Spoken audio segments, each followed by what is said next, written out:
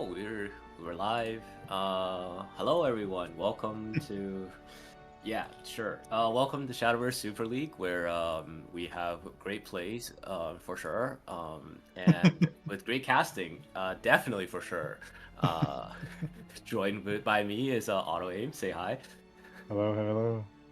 All right, cool. And today, our first match, despite the advertisement of Airy versus Sharpedo first, it is actually going to be Airy versus Teji. Um, I think Sharpedo had something that like needed the time switch real quick, but you know, it happens. Yeah, had to have breakfast. Eat breakfast with his mother. All right. I mean, let's check out the decks. Get this going. Airy brought. Oh, hey, What is look. this? Dirt? Oh, it's dirt. I think That's that's the dirt. top end. Yeah. Yeah, it's just dirt. Oh, Yeah, it's three just dirt. Lalanthums, two Dark Sides, and only two Perfumers. Oh, Okay. and a Burgent? Yep, one There's... Burgent. I like the thought of Burgent having onions on the field, but like, in some matchups, you don't really want the Burgent at all. And having no spell boost targets is a little... Oh, actually, no, we have two Williams. I guess we have Yeah. some boosting targets. Yeah, it's not the worst. Burgent's a good card to help clear the board up. That's good. Yeah, let's go like see the next deck. Dragon. This is the new, like, mid-range build. They just added a Fenny for the funsies, it looks like. I mean, sometimes you could play a random Fenny and the game gets really difficult for our opponents. Interesting to note, only one Olivia and 3 golden notes. True. Usually it's triple Olivia. Yeah, you do want to be able to refill your gas. We only have 2 Genesis Dragons. 3 Forte. Yeah, that's fine. I mean, it's just like, it's mid-range dragon. We're just trying to Forte Odin do stuff. Yeah. The one Grimnir is actually a pretty nice addition. It kind of walls off certain things early. But yeah, that's kind of cool. And then we got the aggro dragon. Oh, well. Wait. I mean... No, he swapped it around. Okay. So it's now more mid-range as well. Yeah, this is a little more low to the ground for the mid compared to Ares deck. I kind of like the thought. It's like we want to try to fight more for board. We still have the exact same top in a Forte Ode and Genesis. Just no Twilight Dragon, but that's okay.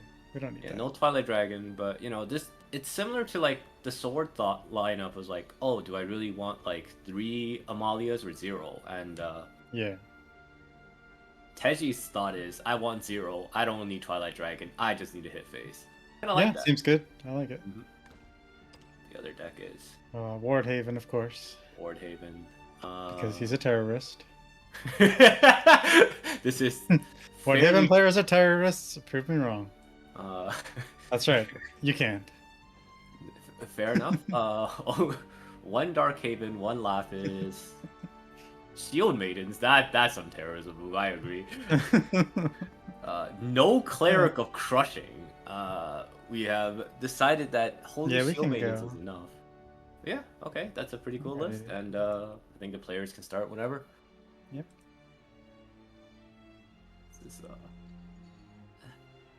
I think the Dragon Mirror will probably be the most interesting match to see out of all of these, because both classes they both have very different lines of thought for how they want to play the dragon, but it'll be Rune versus Dragon. Rune versus Dragon, of course. I think Rune is looking to land Lalanthum without getting pressured too much, and Dragon is trying to pressure so much that they can't land Lalanthum. That's about how this goes. Who do you actually think is more favored for this particular matchup, Otto? I think I would put the aggression onto the mid-range, like Dirt Rune. And I think like if you can land Lil Anthem, you will win, right? But it's hard. I think and Ari does toss the Lil Anthem. That does make sense actually. I think this matchup, for if you want to try to put in some amount of pressure, like the Dragon player when playing Phantom Otohime turn 1, does put out a lot more pressure than yeah, most Rune decks can handle. We It's got fun. really good answers though in his hand. Oh my goodness. We're gonna see the coin dragon sign or coin fan? I think if you coin, Coin dragon sign. it's probably coin dragon sign. It gets Or you get pass. I really like pass personally. pass is actually also pretty good. I also do like pass. If you do coin dragon sign, your turn 3 is probably tossing Lu Fang into Season Merman. It's not bad, but you just don't really have a turn 5 play. Right now. Or fanning. Oh, we Going fan. face. This is Teji. He's going face. I do this. So this is close deckless. So in Teji's eyes, this, our rune opponent has not actually played anything to indicate Oh, what type of true. rune they are. We as caster vision know it's dirt, so Yeah, coining yeah. fan seems a Teji little doesn't crazy. know though. That's Yeah, true. but Teji doesn't know. Teji made a play that's going, oh, they're probably boost. I need to put in the pressure. Whereas in Yep. fact, Dirt Rune has a really good way to turn the game around. Yeah. Uh, Dirt Rune turns the anti-aggression very quickly. oh yes, and despite the caster vision, this hand right now still kind of just look like Dirt Boost. Yeah, yeah. Outside of that, if anyone tuning in right now did not check the mulligan, they actually wouldn't know any better. Yeah, that's true. There's a Daria, there's... In fact, you could still not know, even if you saw the mulligan. One Anthem has been played before in Dirt Boost. It could be anything. I do like Eri taking the time to think about this turn. This turn is actually very difficult. Oh, we see an I actually Odin think that's a mistake. Ooh. I think you can engage, play the Witch's Brew, draw a card, engage again, right? Yeah, because we probably do want. We want are most sigils, likely. Yeah, we want sigils, and we're most likely playing Virgin next turn. So this is. Yeah, and then you can get a 1-mana Looking Smart. That would be pretty good. That would have looked pretty smart. However, we are in a spot where. And now we also are lacking dirt for Sagelight too, right? Yeah, we're in a really rough spot now. We could try to go for the Dirt Sagelight, but that doesn't really leave up a board. Burgeon also leaves a situation. I mean, so on the plus side, we can actually keep one dirt, but it does make the Norman turn awkward. I'd really like to see Burgeon here, I think. Yeah. Yeah, I think we're gonna have to Burgeon no matter what. Leave up a 2/2. This is slightly scary because that's 6 damage coming to our face next turn. Yep. But we made this. Oh, we do have Norman. Yeah, we have Norman. We heal. We have 2 Normans. We could heal twice. We need sigils for that. Remember, which we did not do last time. Yeah. Oh, that is. Yeah, we are going to be heavily punished for not doing the sigils. The homework time. The homework time is so tempting, though. I understand why. I think it was bait. I think it looks juicy, and then you're like, oh, but I need sigils. Oh no, I'm taking 15 damage to the face. I need a heal, like 3 turns ago. All right. This is planning ahead, right? Yeah. Oh. Obviously, it doesn't look like you get punished as hard, but I think it could have been much worse. So far, Teji's hand is also kind of awkward here. Oh yeah, definitely very awkward.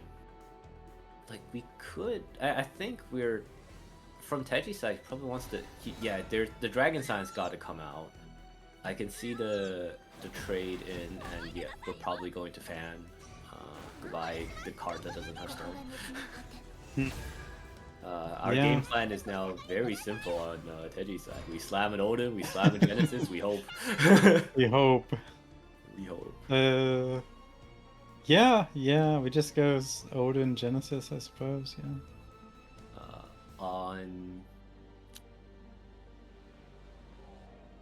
On Aries side, this is also that homework time now makes things really awkward. Our Norman doesn't quite heal. Oh. And we're doing it this turn instead. No. I mean, oh, we could have done that a long time ago. We could have, but this isn't actually too bad because we save our evil. Obviously we don't trade in the. Oh, we do trade in the onion. We trade in the onion because we're still trying to pretend we're not dirt. Uh, But I th so if we set up those sigils the turn before, you could have actually Norman and double warded. yeah, that I. And that would have been really nice that turn, right? We don't have But Twilight now we're Guardian. getting Forte face. Ooh, I like the Forte. Forte is where. Now, you're in a Oh, position, though, where your Norman has to double heal, your Norman does have to double heal. Uh, which means it's a free Odin target. And then it just slowly gets worse and worse. I mean. I mean, we can still get out of this, right? Because it's just damage to face from Dragon, it's whatever. Yeah, I mean, this isn't actually too bad for Airy right now because we heal 8, go to 14, we Stormy Blast the Forte away, and we're left with either a 7/7 or 8/8. It's not the worst. It's not the We're worst. left with a 7/7. We're not using that Super Evo yet. Yeah, we are left with just the 7/7. Actually, yeah, we actually um this actually does make Teji's turn a little more awkward because we actually do have to you know, Teji doesn't know this, but he actually does have to answer this Norman. Which is probably just we just play the Odin. It's not the worst, but like if we don't answer this Norman, we can die. That's true. That's true. We do have to answer that. Though I think the cleaner answer this turn is you just click Odin, coin, fan, toss the other fan. That's pretty good. I do like that. Yeah, I think I'm okay with that. Yeah, that's pretty good as well. Though despite all the decisions, turns out 2 Normans, a lot of heals. A lot of heals. We got Penelope too to heal again next turn. Yeah, just in case we need even more. The Sage Knight, we didn't even need to use the board clear. That's another 4 health. Yeah, there's a lot of healing in this deck. Yeah, This deck is very good against aggro. Silly Storm deck trying to chip in exactly 20 damage in a reasonable time frame. Oh, but yeah, this is actually a really difficult turn. I do think you. I think from Teji's perspective, Teji thinks the Odin might be too all in. Oh no. No. Oh no. Okay. Oh Teji no, he doesn't does not know. care. He does not care. He doesn't. He says, Odin me, do it. I dare you. I mean, he wasn't playing around the Odin. He didn't know. How could he have known? We have not played a single card that indicate that we run Odin in the deck. But here's the Some spell Odin. boost, some dirt boost do play Odin. This is true. There is one Odin. It's for the most part, and we caught him. Still is unsure if it's dirt or dirt boost. Did not see climb or Kuan. That reminds me of that picture from like Japanese Twitter where they put in a picture of each card and you had to. There was still. Oh yeah, could be. Could be. What Must is? What is? Must be this. Yeah. That homework time was a must be dirt boost, but but in fact it was dirt, and dirt takes game 1. But Yeah. we do get the dragon mirror now. Generally, the more healing, the more top end usually wins these. I But imagine. Mhm. Yeah, I imagine it is the same as like the sword mirror, where if you try to go lower on the curve, you have better chances against other decks. But in a mirror, the more bombs, the better. well, that's the difference between sword. I think sometimes is like sword doesn't have to give up much to play early game. They play the same early game anyway. They play the same early game and the same bombs, and then you're just like, what's different? But you see, these 2 cards I put in They completely really changes changed so much. However, from the Dragon's perspective, I mean, I think I like Teji's hand right now. There's a card that ramps, but Aries' hand also has a card that ramps. Yeah. And he gets to do it first. Yep. The other thing is too is they're both playing Forte, so they can both do something while they're when they need to be proactive, which is nice. Oh I yeah. think that dragon tends to be a deck of reactive plays rather than proactive plays. So I think cards like Forte and your ramp cards obviously are more proactive. Ooh, Of course. that Merman top deck is really good actually. Yeah, Because we were this is another like reactive situation. we were actually in a lot of trouble without that Merman because Oh yeah. Lufeng Evil was not quite good enough to deal with the board, especially since the reactive play out of Airy here would have just been reactively Forte clicking the face. So I'd Oh like to my! see like Dragon Sign plus call and like trade into that 5/2. Oh my Yeah, goodness! yeah. Oh yes! And because it's overflowed this off that dragon sign, we get more calls in hand to set up, thinning our deck, drawing more bombs. Oh, this is.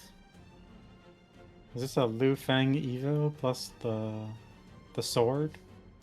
I think so. I think we want to set up to be able to Garyu next turn. Garyu, we Garyu is Oh. really good. Oh no. Okay, okay. Where are you going, Lu Fang? Yeah.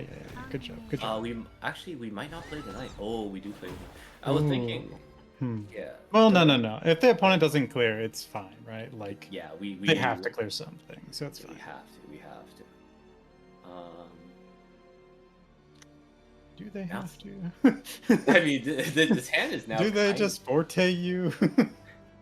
I mean, yeah, because one option is we Forte Evil Face and we call and trade a Merman, leaving just a 5/5, but we are ahead on the face raise.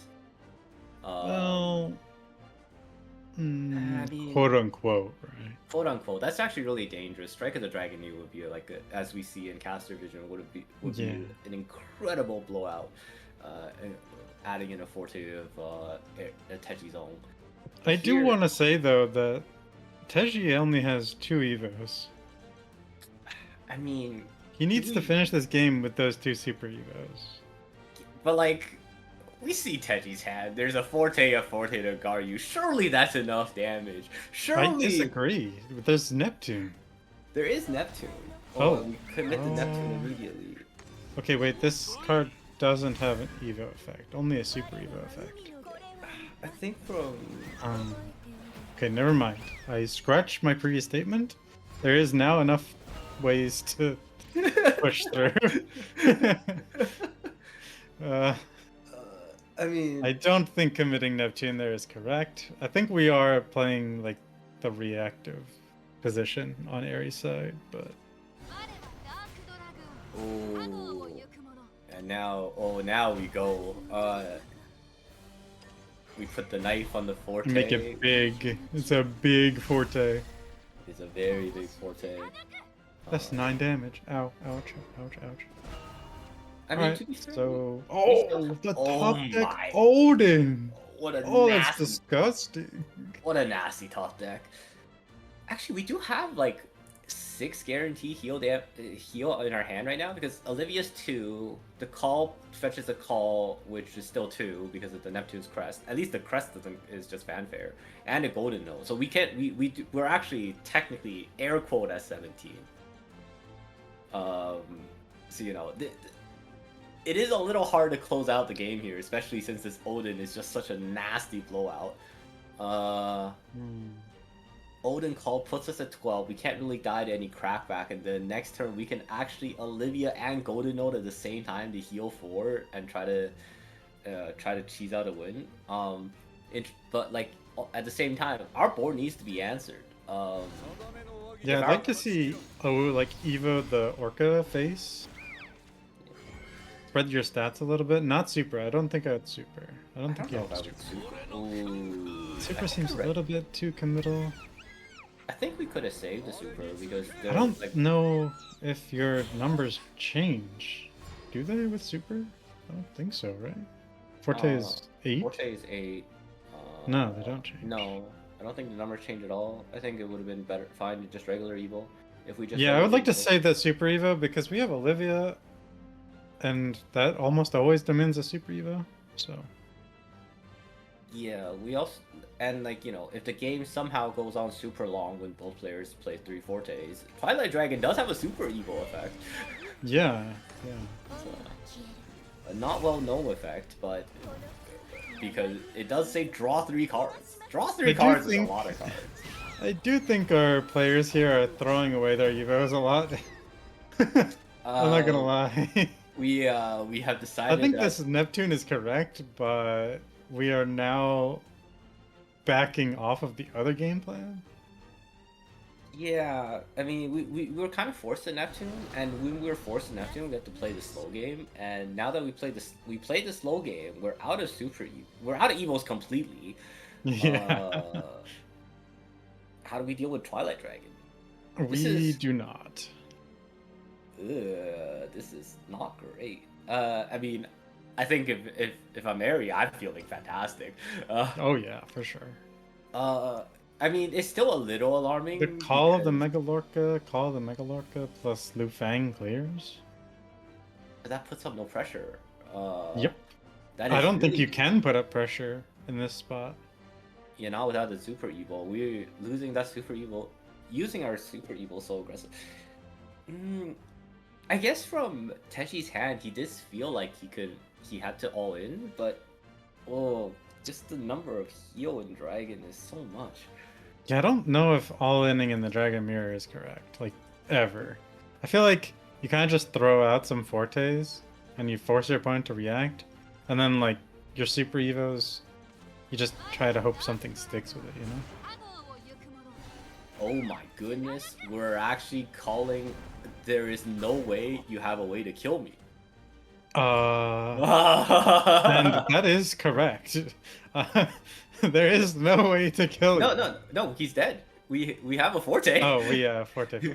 He's just dead. I don't know. I mean, if you have Forte. higher health, if he was a 20, then like it would just be only Genesis Dragon. But yeah, I mean Twilight. No, I think there's just, yeah. I think Yeah. it just does not go well. Oh god. Yeah. Yeah, Well, that's that's 17. yeah, that is quite a lot, and a quick 2-0. Dirt and then Dragon beating up on Dragon. Uh, well, I mean, Dragon going 0-2 is usually a pretty solid part of my bingo card, but did not Well, you expect to know. be in this If you lightning were speed. watching Shadowverse Open, I think your bingo card would have been left empty. Oh yeah, that's.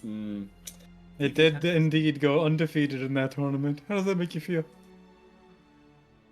I mean, DV Tef is just the goat, right? Like, I mean, he might just be the GOAT. he might just be the goat. I mean, Airy did put up a very solid performance. I think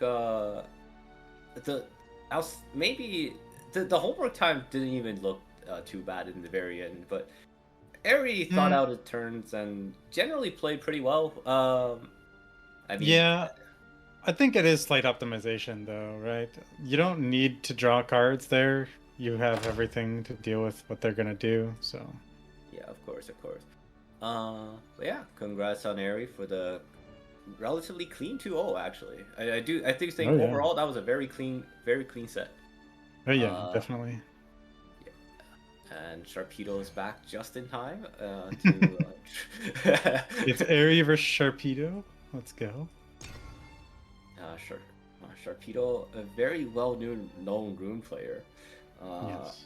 I also can't believe he actually did manage to participate in the Kuon event as Team Kuon. That's crazy. Is he the reason that Kuon won? Should I be flaming Sharpedo? He did win his match. I would have. That's crazy. Oh my goodness! With this Sharpedo That is lineup. Roach Abyss. Okay. All right, I'm guessing we're getting the same lineup from Airy here. Yeah, Airy putting the same two decks. Yep, same two decks. All right, let's see that forest. That is Temple Forest. That is Temple Forest. That is triple Arya, triple Titania, triple Odin. Oh, with the one of Grimnir. Oh. One Grimnir. All yeah, right. thank you, Sharpedo, for a very clean list, by the way. This is very aesthetically pleasing. It all fits. And, oh, this is the mid-range with aggression. Yes. Yes. Oh, I've seen this list before. I did try it myself once, and I went 06, and I never touched it again. But it did look good. Okay, but every time you touch Abyss, you go 06, and then you complain about Abyss. That is also true. Had to stop me. Had to not stop me from trying. Looks good. Let's get into it. It's not. It's only Easy's fault, not anybody else's. Surely next set this will be even better. Surely. Sure. It definitely doesn't look great. However, sure, our players. Ooh, we do get Temple Forest versus Slow Dragon. Well, mid-range dragon. I think we're Mid-range putting it in mid-range. Mid-range dragon is probably, yeah. There's one of Fenny, but like one of Fenny is cool. Yeah, that's kind of like saying like, yeah, we draw one of Low Anthem. It's still kind of boost. Yeah, toss back Fenny, toss back Genesis, keep Fae, keep Good Fairy, keep toss back and get Fairy Tamer. Keep Titania is interesting. I guess Tempo needs that? I'm not entirely sure. I think I like the idea of keeping Titania. Like, you do... I mean, his deck doesn't have any God with Staff, right? So you kind of do need ways to trigger combo, and without Titania, the deck is a little bit sad. Do you keep Lu Fang going first as Dragon? I'm not entirely sure you're supposed to do that. I think I would have liked to see the toss. I do get the logic, because, like, you know, if we draw too much top end, a 3/3 is something. Ooh, that was a nice draw. Oh, Tamer, though, instead. Interesting. I actually do like the Tamer here, because the thought process is next turn we go Fairy Fairy Twinkle Toll and just try to press the face button as much as humanly possible. And as Isn't it the same if your opponent tries to value trade you? Yeah, but if he... I guess only if they value trade, but if they just drag 2/2 Feline into the Fairy Fencer, you don't really have a combo setup anymore, right? Do you need a combo setup? You can just do it on the following turn, no? Yeah, but I guess, yeah, you would just coin Titania and then do the setup. Yeah. In fact, I would argue that might end up being better, but, you know. What do I know? No, I do see the... I think maybe there was a logic from Sharpedo's side to play around, I guess, the Merman. Because I guess Titania does do a little better into the Merman turn. Strike of the Dragon needs to target a fairy here. Please target a fairy. We're about to get... we're about to get forced. It looks weird, because you don't know if they're Roach yet or not, but it should hit a fairy here, not a May. Well, a May is generally what you would hit if you assume that it's Roach, but that's not Roach. We are about to get Forest Zirconia. Forest Zirconia, and Aries' hand doesn't have the Merman to deal with it. Yeah, there's no Merman in sight. We're in the danger zone. I think we are going to very quickly pass away from this point. I guess the one nice thing, air quote nice thing right now, is that Forest can't really, like, we don't really put in any more pressure from this spot. If it was Sword would just Zirconia again, but I mean, I guess we could Cynthia again. You spoke too soon, because I think we're gonna Eva this Odin and they're gonna get board space because of it. Oh no, no. So this looks really correct from the dragon's perspective. The issue is you gave board space, so now they can do a 3-card combo with Fae Twinkle Toes like this. Oh, this is about to look real ugly. Aries' toes sure are twinkled, and you're at 3 HP. Oh boy, we're getting aggro down. Help. Help indeed. We're not even in our super evil turn, so we can't give Garyu we cannot get Garyu super evil. We don't have Garyu super. Do you have to, like, Dragon Sign and hope you draw Merman? We can't draw this turn either. Dragon Sign would only draw at 10. You have to have 10. Oh my gosh. We are. Look at me not knowing how Dragon Sign works. I thought it was just overflow. Playing. I mean, that is fair. Only Shadowverse Open winners would know how Dragon Sign works because Are we sure actually they play the even game. know how Dragon Sign works? I would hope so. Oh goodness, we have This to is just evolve lethal more. on board so far. Uh, Close. so far. Oh, this is what a tragedy. Okay, we cleared the 3-2. 3-2. This is And we're dead. we're gone. Oh, and the titanium. Hit him with the Titania.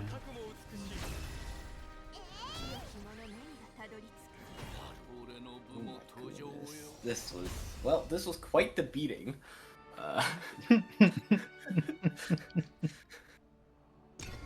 That's Dragon, everybody. It'd be And, like that. Sharpedo also did increase Forest win rate. Yep. Yeah. Wow, it's not Roach. We did see Forest win a game. That's Forest is 1-0 so far for today's podcast stream. Words are difficult sometimes. Please excuse. Sometimes.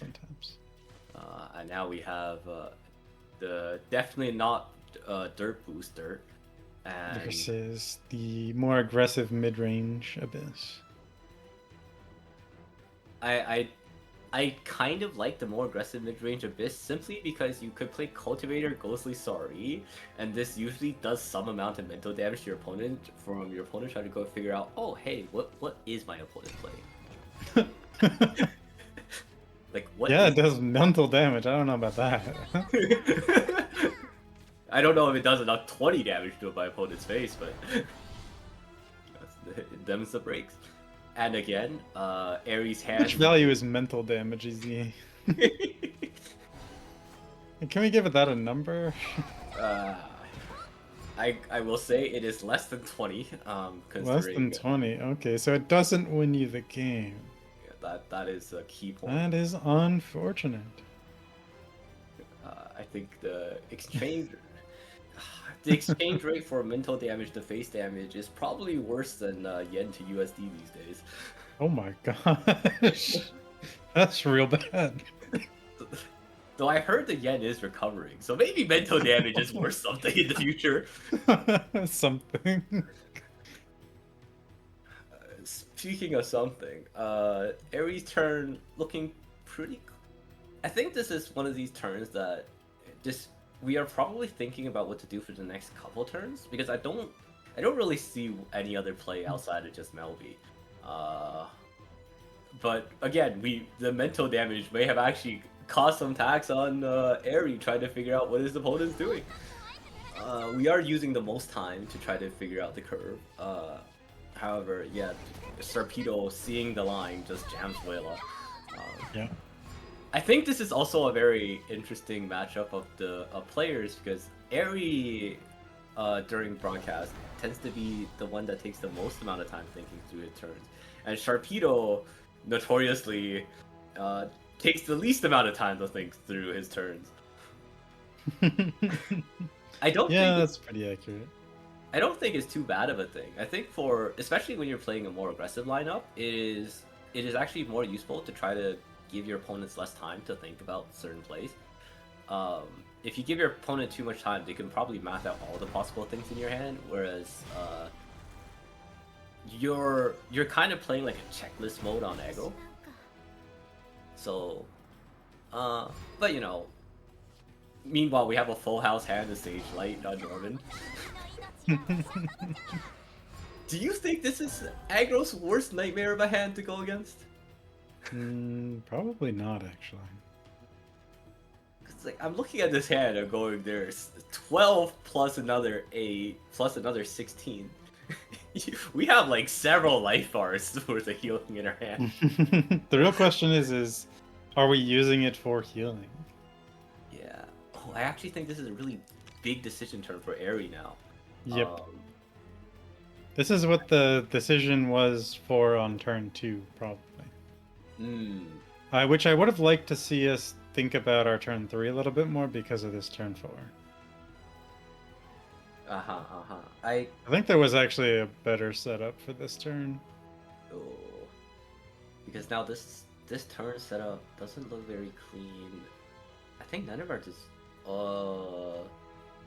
Trying to think if there was a way to keep a Stormy Blast last turn so that you could full clear with Sagelight and have 4 sigils, but you know. yeah. I guess we're forced to do it like this. So you just keep up the zombie, I think, here. You just full trade out on everything else.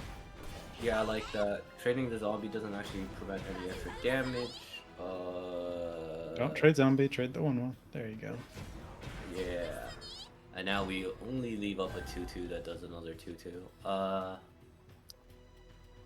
think Sharpedo. Alright. I think this is the first time Sharpedo's gonna slow down and not play his turn in 3 seconds. No, he's gonna slam Aragavi and Evo it. 100%. I think there were some considerations to maybe if we want to Sharon instead, but then we realized the cards we destroyed with Sharon is honestly not that great, and it would just been 2 malices. So yeah, I do like the Aragavi. And I think you would like to see Angrea here trade the ward into the 6/5. Evo kill that 2/2 twice. And then we look at Norman Evo double heal probably. Gonna be Norman Evo double heal quite often. Yeah. We're probably looking at it like twice at least. I think Ari would be cheating if he did it 3 times, considering there would only be 2 evils left after this Angrea turn. Well, that's depending if they choose the Angrea, right? Because okay, there we go. There is a technical other option. I just don't think it is as good because you use all your sigils, and if you were gonna do it this turn, why didn't you do it last time, kind of thing. Using all of our sigils is also very, very dangerous because we do need 4 sigils for Norman. Yes, we sure do.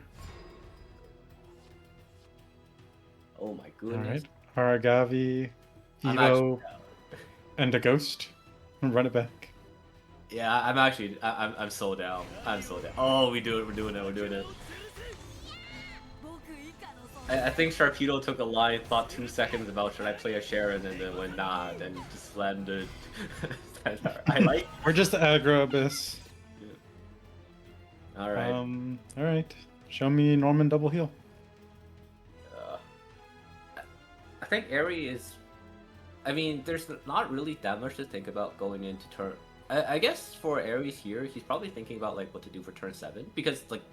I cannot see a line where we don't click the Norman heal button as many times as humanly possible, considering we haven't put the 6 HP into the Odin turn. I mean, isn't that like you just do it again with the +1 to the sigil? Yeah. The engage. I don't think we should be trading this onion though. Oh no. I actually like this onion on the board. Yeah, at this point we're not really boosting anything. This is kind of more like Take 2 now, where the onion actually is more valuable as a card on the board. Yes. Okay, yeah, we definitely heal. Please heal. Yeah, the other thing is too is if it's Odin like this following turn from Abyss. Oh. Go for the ward. We just have no damage out of hand, so I don't like this. Yeah, because... I mean, okay, so... Sharpedo actually does have 2 lines here. Oh, and he goes for it. Because Odin is a little more all-in, and in this way, if he just goes super evil Sharon, he actually has a really hard board for Ari to deal with. Yep. Because now we got a lot of value, and our life total is still dangerously low. Yeah, this is probably like, I do. It's yeah, higher chance to get zombie than the Vuela. We are probably. I mean, I think it's still correct for Sharpedo to try to build up more of a board, especially if Ari has not immediately went for double heal.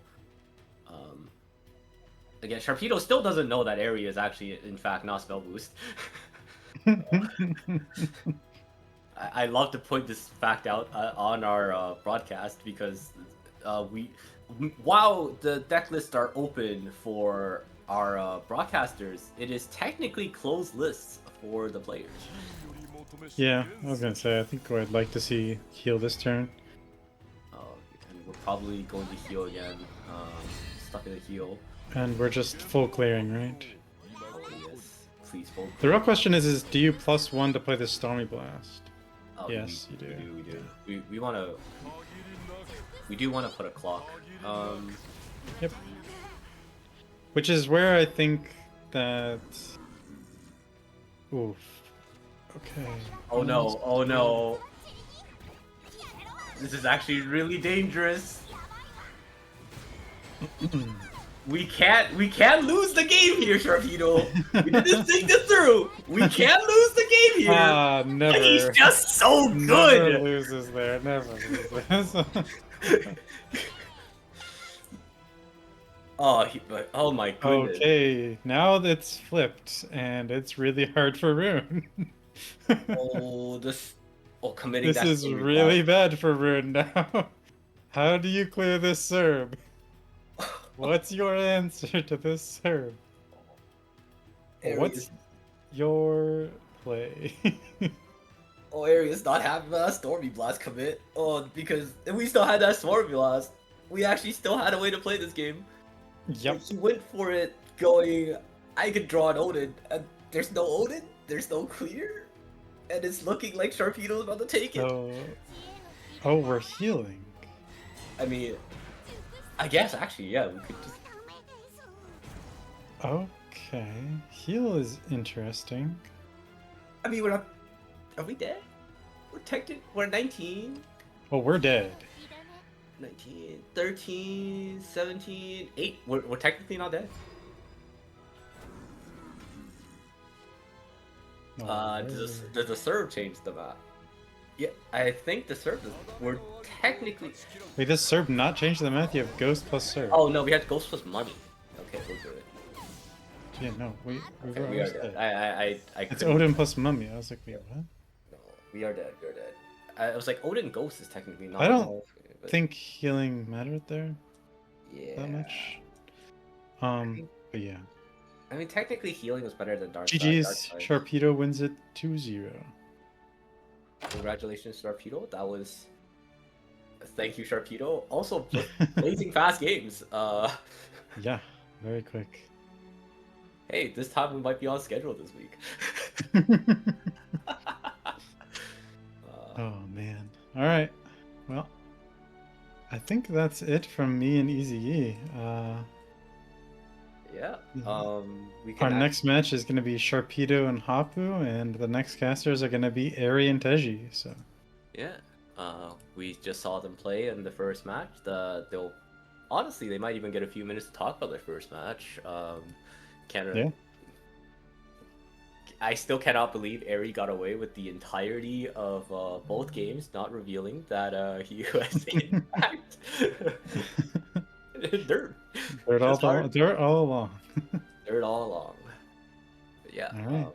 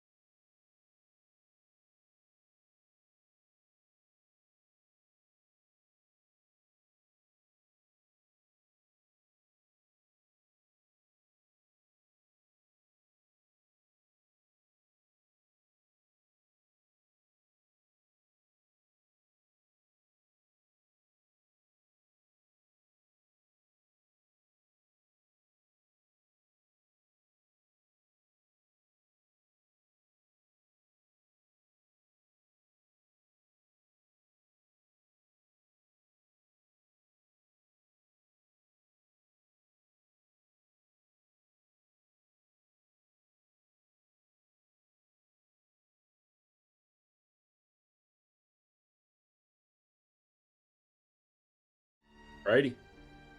Hello, everyone. Welcome back to Shadowverse Super League. And I'm here with Ari. We just played a little bit earlier. Fortunately, I got crushed. Unsurprising, Ari's a very good player. You are too. You have my number in the past. Thank you. I appreciate it. I did. I got you the other week, but not about us this time. We've got Sharpedo again versus Hapu this time. So let's see. It looks like Sharpedo is switching it up here. So this is Fenny Dragon. Okay. So what do you? I mean, we both brought Dragon. I didn't get a chance to know if yours was Fenny or not. Mine was not. I think probably I had one Fenny for fun. Just in the off chance I managed to cheese ramp into her. But otherwise, I think this is very similar to my list. I like Soaring Ivory Dragon. The fact that they've got that and Draconic Strike here definitely means they're leaning more into the Fenny and Livia for a bunch of card draw. Can be a little scary depending on what your opponent brought. But yeah, 3 Fenny. I will see how it goes. It's one of those lists where if you manage to get yourself into a position where you can drop Fenny, obviously it's going to look pretty good for you. If you can't manage to safely do that, it's not going to look as good for you. Yeah, scary thing about that deck is it doesn't have much in the way of early game, so if you do get ramped into an aggro deck or something, you can fall apart pretty quickly. And especially without the Dragon Breath, like you said. Okay, now we've got, looks like this is Artifact Portal. Yes, I love to there's see 2 Orcus, but no, it is Artifact Portal. But 2 Orcus. I know at one point people were really starting to cut down to 0 or even 1 of this card. And I was never totally sold on that, but I see 2 here now. What are your thoughts? Yeah, I think the idea is 2 Odins and 2 Orcus and Doomrite Resurgence, so they're still leaning into the option of being able to just burn you and finish you off with those cards. Definitely. The interesting thing for me here is still 3 Carnelia and 3 Icarus. I played a lot of this deck when the set first dropped because I loved Portal in the base set artifact. I see 1 Icarus, I think. Yeah, sorry, 1 Icarus and 3 Carnelia. Okay. And I didn't keep with it to see where this deck sort of ended up, so I don't know if this is what the consensus is, that Carnelia was the better card. But she felt very clunky for me when I was trying to use her. Now, I mean, she is very high upside, of course. Like, if you can manage to evolve her, in some matchups, that can just be so backbreaking, right? The ability to sort of cheat out your artifacts with, like, Catapult, and I guess in this list it's probably just Catapult, right? Yeah, Catapult and Resurgence. Resurgence, yeah, that's the other big one. Yeah. And if you do get out with like an Alouette or Karula, it still has the benefit of ward and resistance to effects. Yeah, so we'll see. I mean, we got 3 Stream of Life, so we're respecting aggro. We have 1 Sylvia. I like that card a lot. I love Sylvia. It's so sad in a way to see that that's how many she's gone down to. But you, no. 3 Karula though, so hopefully that card ends up being good for the Sharpedo today. All right. Yeah, 3 Karula, 2 Realm. Yeah, they're definitely still very invested in their artifacts, even if they have some aggression. Okay, so we are back on Roach here, or not back on, but I think this is Hapu's first match of the day. But definitely a good Roach player.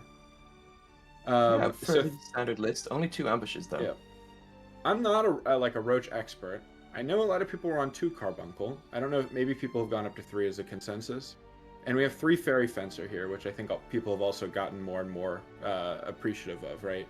Just as sort of something you can actually play on curve that also later in the game can be reasonable in your combo turns. Yeah, the Lamaga. I love Lamaga as a card. Oh yeah? Cool card. What do you think she's good into? I mean, I love her design, but I'm not sure what she actually I was more saying her design, really. I think she's a very cool design. It's very fun. It's a little bit less lights out than Urias, maybe, but I think maybe in a way that's better for the... She does definitely feel like she pays the Roach tax in that you compare side to side with Urias, and it's not a super great comparison for her. No. That's true. Yeah, Urias is a much better card, I would say. Okay, this is Abyss, Control Abyss, basically. Yeah, I would say Control Abyss. We're on 3 Gensetsu, the full 3 Gensetsu, so that's pretty heavy. I mean, anytime you see 3 of a 9-drop, it's a lot. 2 Medusas as well, 2 Serpents, 1 Undead Soldier, and the only thing Charon is pulling here is the Rotting Zombies of Ruella for the 3-cost cards. Yeah, and the one thing about this list that I'm always a little bit hesitant on is it feels like you're pulled in a lot of directions. Super Evos, right? Yeah. But your super heroes are also very strong, so and you have certainly a variety of options in the late game to not have to use them with Medusa and Gensetsu, right? So Yeah, I think it's a you can use very it jack of all everywhere. trades kind of deck. They have enough Yeah. aggression that they can beat out decks Oh when they yeah. need to stomp Yeah. early, but then they have just enough grindy late game that they won't necessarily Yeah. beat decks like maybe a Supercharged Haven or like Sword with a bunch of value, but they can get pretty close.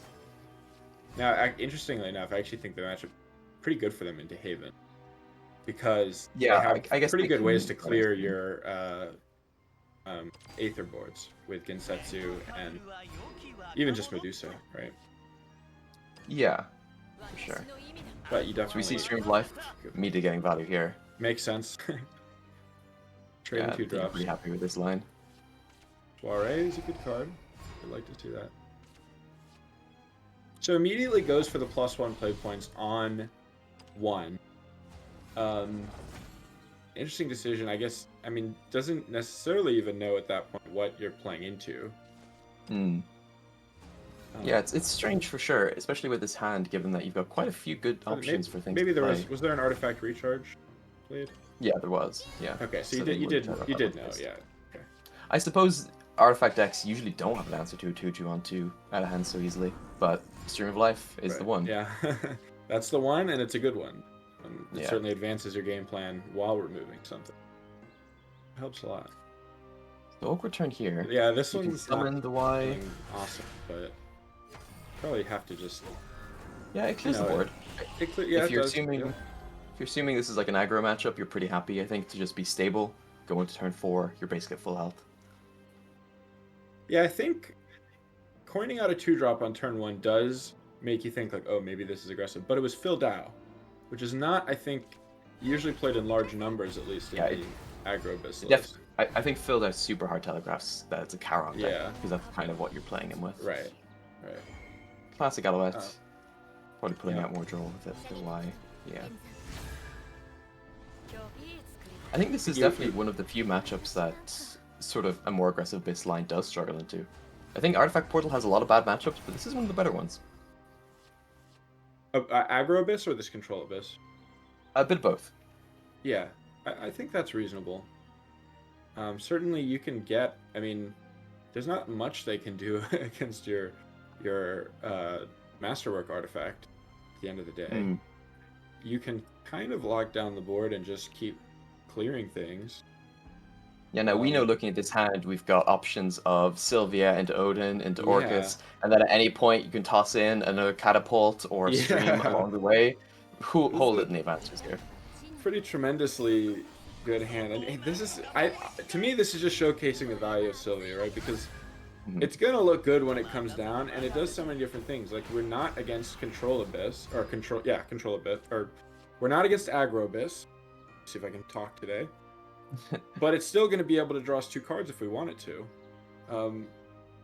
Well, right now it won't because we're not cards in hand, but so that's a little awkward. I suppose if you're content with getting God, it's been so long since I played Artifact Portal. It's OA is the healing.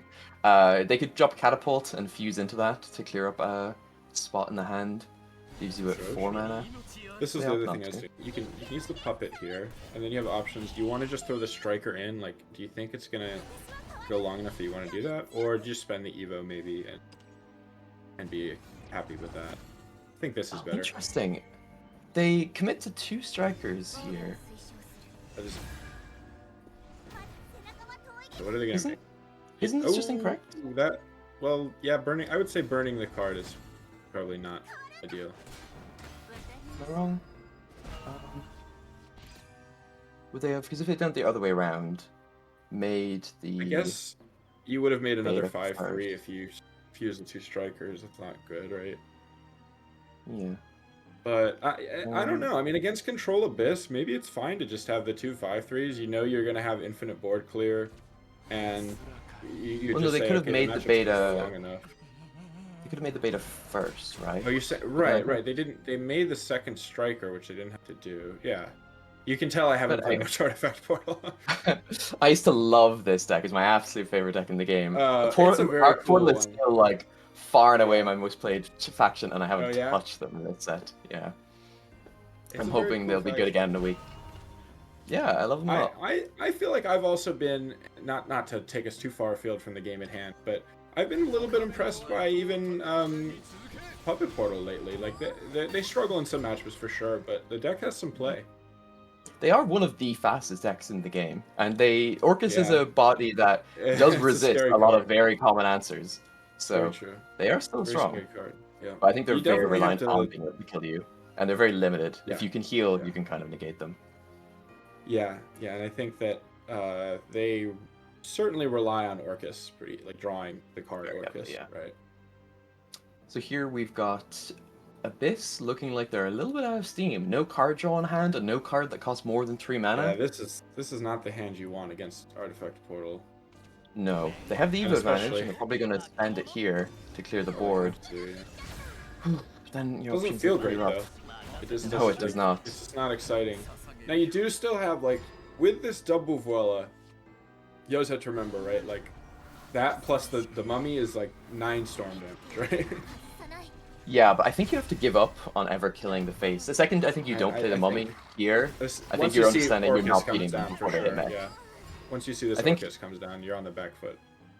Yeah, I mean, I think coming into turn 8 when they were still at 19 health, I think you have to give up on killing them and just try to play to your grindy Ginsetsu. And maybe the Evo advantage you have here might be enough to secure you.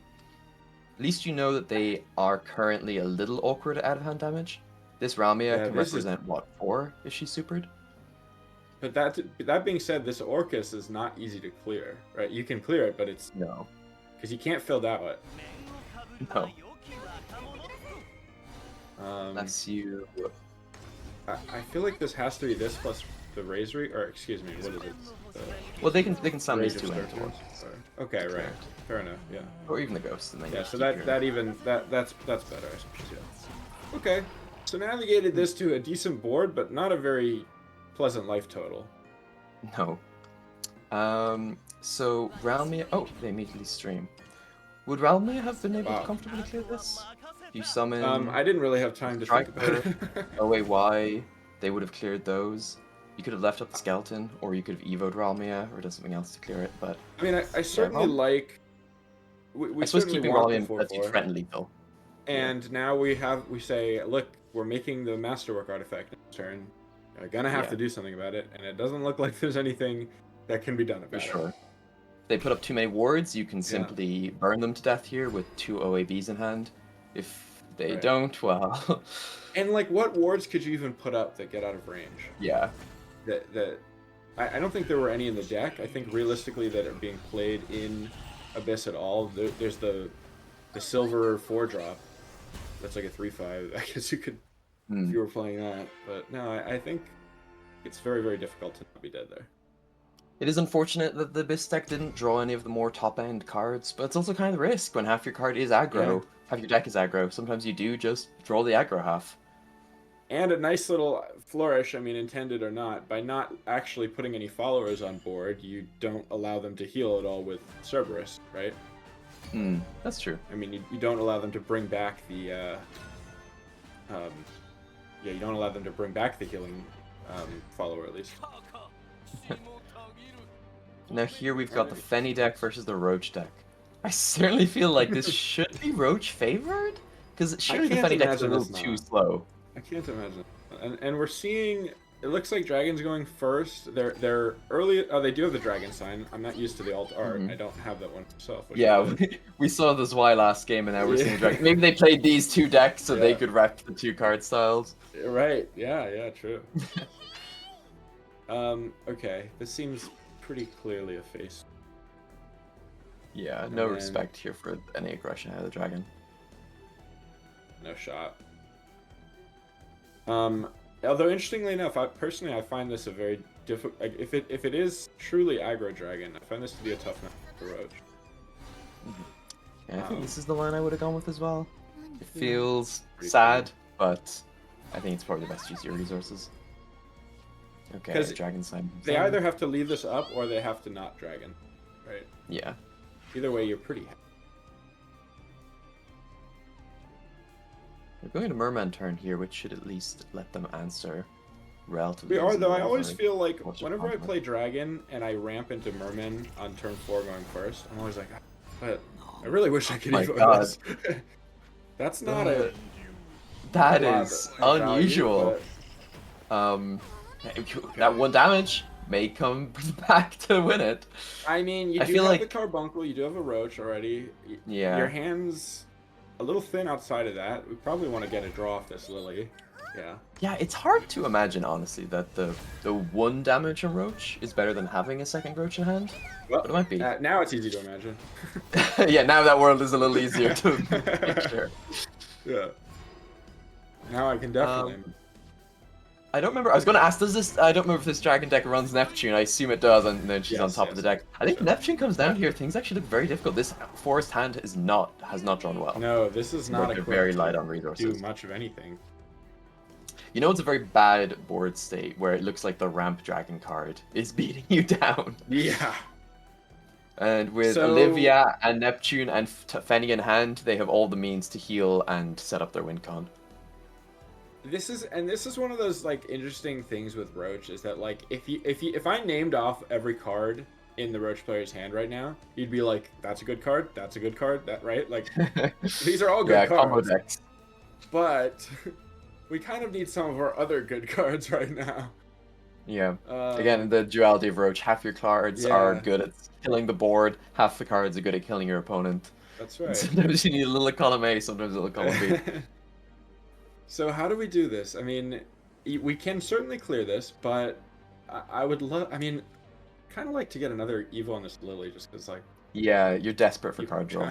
I want to keep drawing. It feels like you lose the game Yeah. with this hand. Like And that's it's kind of so why hard. That's kind of why we bounced this Lily in the first place, probably, right? I mean, outside of the obvious Presumably. reasons that it's are kind of our own. Oh my god. Oh, whoa, okay. Wow, that was not expected, but I guess they're saying I'm on the tightest clock in the world. I have to kill you right now. Honestly, this might be the correct line. We can see it's not going to work out because of the hand in play Yeah. here, but with the hand that Force is looking at, they might have made a very correct call here to say my is win your condition idea- is so slim. I'm not even sure if I would have. It doesn't. Yeah, I would guess be you want- so scared to Fenny here. I guess you can't want the help. Super Evo on your Neptune. I guess I can understand wanting a Super Evo, but still, that's scary. But it feels like if you don't you don't die this turn, Yeah, you will that's just true. win the game. True. I would have thought about it a little longer, I guess. It's not like you have the call in hand even to heal further That's on, true. even if you just set up the Neptune now. I feel like it's You hard, get a lot but of healing this turn with Neptune. Just even if you just want to play Neptune and call this turn together and just trade in a guy, yeah. that's a Really lot of up healing. that and one you're extra behind health. 8-8. And we don't Really up even that have our 8-8. Lily. Like we used our Lily, so we're really Yeah. not in a great spot here, as Roach. I mean, okay, is that does Played sort of many get us turns too where- late. Well, okay, so it's gonna draw us up to 8, and then that's enough to kill the Neptune. And then we have Maze and Fairies. Yeah, I Open mean up you some of can the double board. May if you coin here. So Yeah. you would be able to clear what 4 of the creatures on yeah. board. I don't think But- the issue is clearing the board so much as you're Yeah. spending your Evo and you're not killing your opponent with it.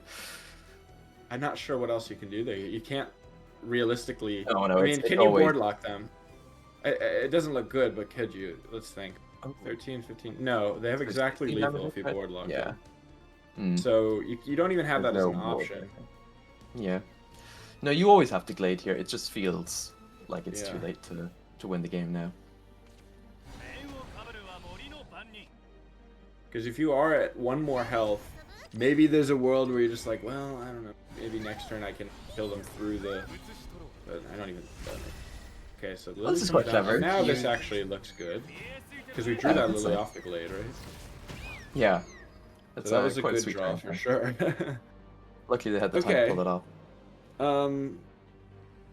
I feel like being at 13, potentially as much as 17 here as Dragon, you're feeling really good though. Yeah, no, I feel like they have no Evos. They've not set up any Lambent Cairns. No. It's almost impossible for you to They don't. imagine yourself dying They didn't here. have a god. They don't have a staff. coin. Yeah, they've no setup, no coin, nothing. Surely you're sitting easy now. So. You just need to make sure you can kill them before they assemble. And another Olivia. Wow. Okay. So now you're feeling quite good. Yes. Awesome. And even more healing. Yeah, so this is the point where you're feeling like, yeah, this dragon deck, you know, I'm feeling pretty good about it. Yeah. I think Forest did draw very poorly, unfortunately. But it decides, it looks minor well, thing, solid. but I guess decides to get the one additional healing instead of using the Olivia Super Evo effect.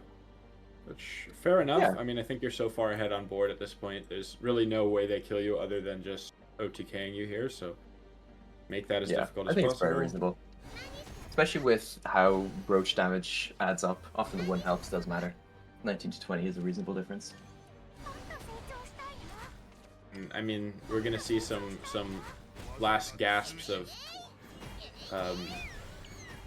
you know, last gasping attempts at making a board clear here, but yeah, you know, 5 mana Genesis Dragon is good. One of the things that's changed the absolute least from the base set to this set is there are forest games where you don't draw your Glade, you don't draw your Godwood Staff, and it's time to cry. It feels... I feel like it was the Godwood Staff this game that was. Yeah. Well, I guess the Glade would have also drawn cards, but yeah, Glade would. You know, I don't remember our turn 3. I don't remember being very inspiring. As Forest, so certainly Godwood Staff would have been. Yeah. Well, a very good series from Convincing. Sharpedo and Habu. Yeah, very solid. Both decks looked quite nice.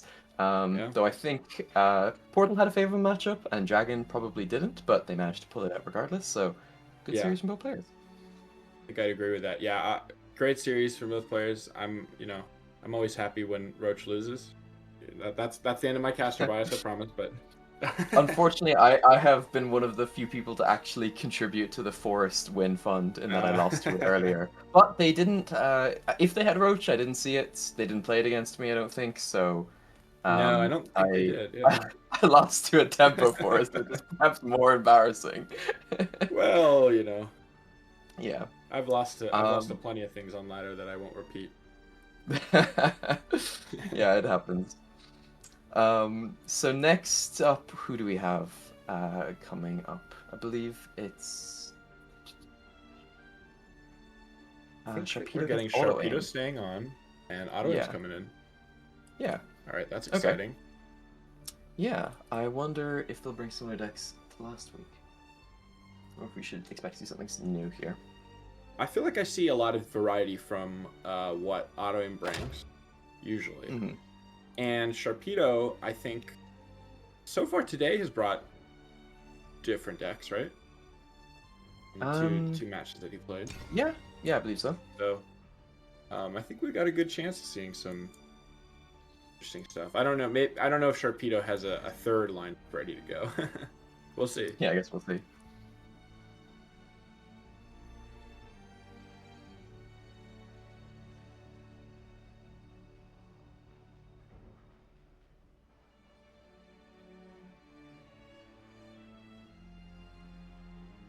So I guess while we're waiting, how are you feeling about the new set so far? I've been following every card that's been talked about so far, and they've been Anything stand out? pretty exciting cards. I think the Abyss card is wild, the one that adds the Faith mechanic and the ability to use mode cards multiple times. It'll be very dependent on how many modes they release, because so far they have Chaos Cyclone and Ginsetsu, and that's it. But on the whole, a bunch of really interesting designs. Haven as well looks a little wacky.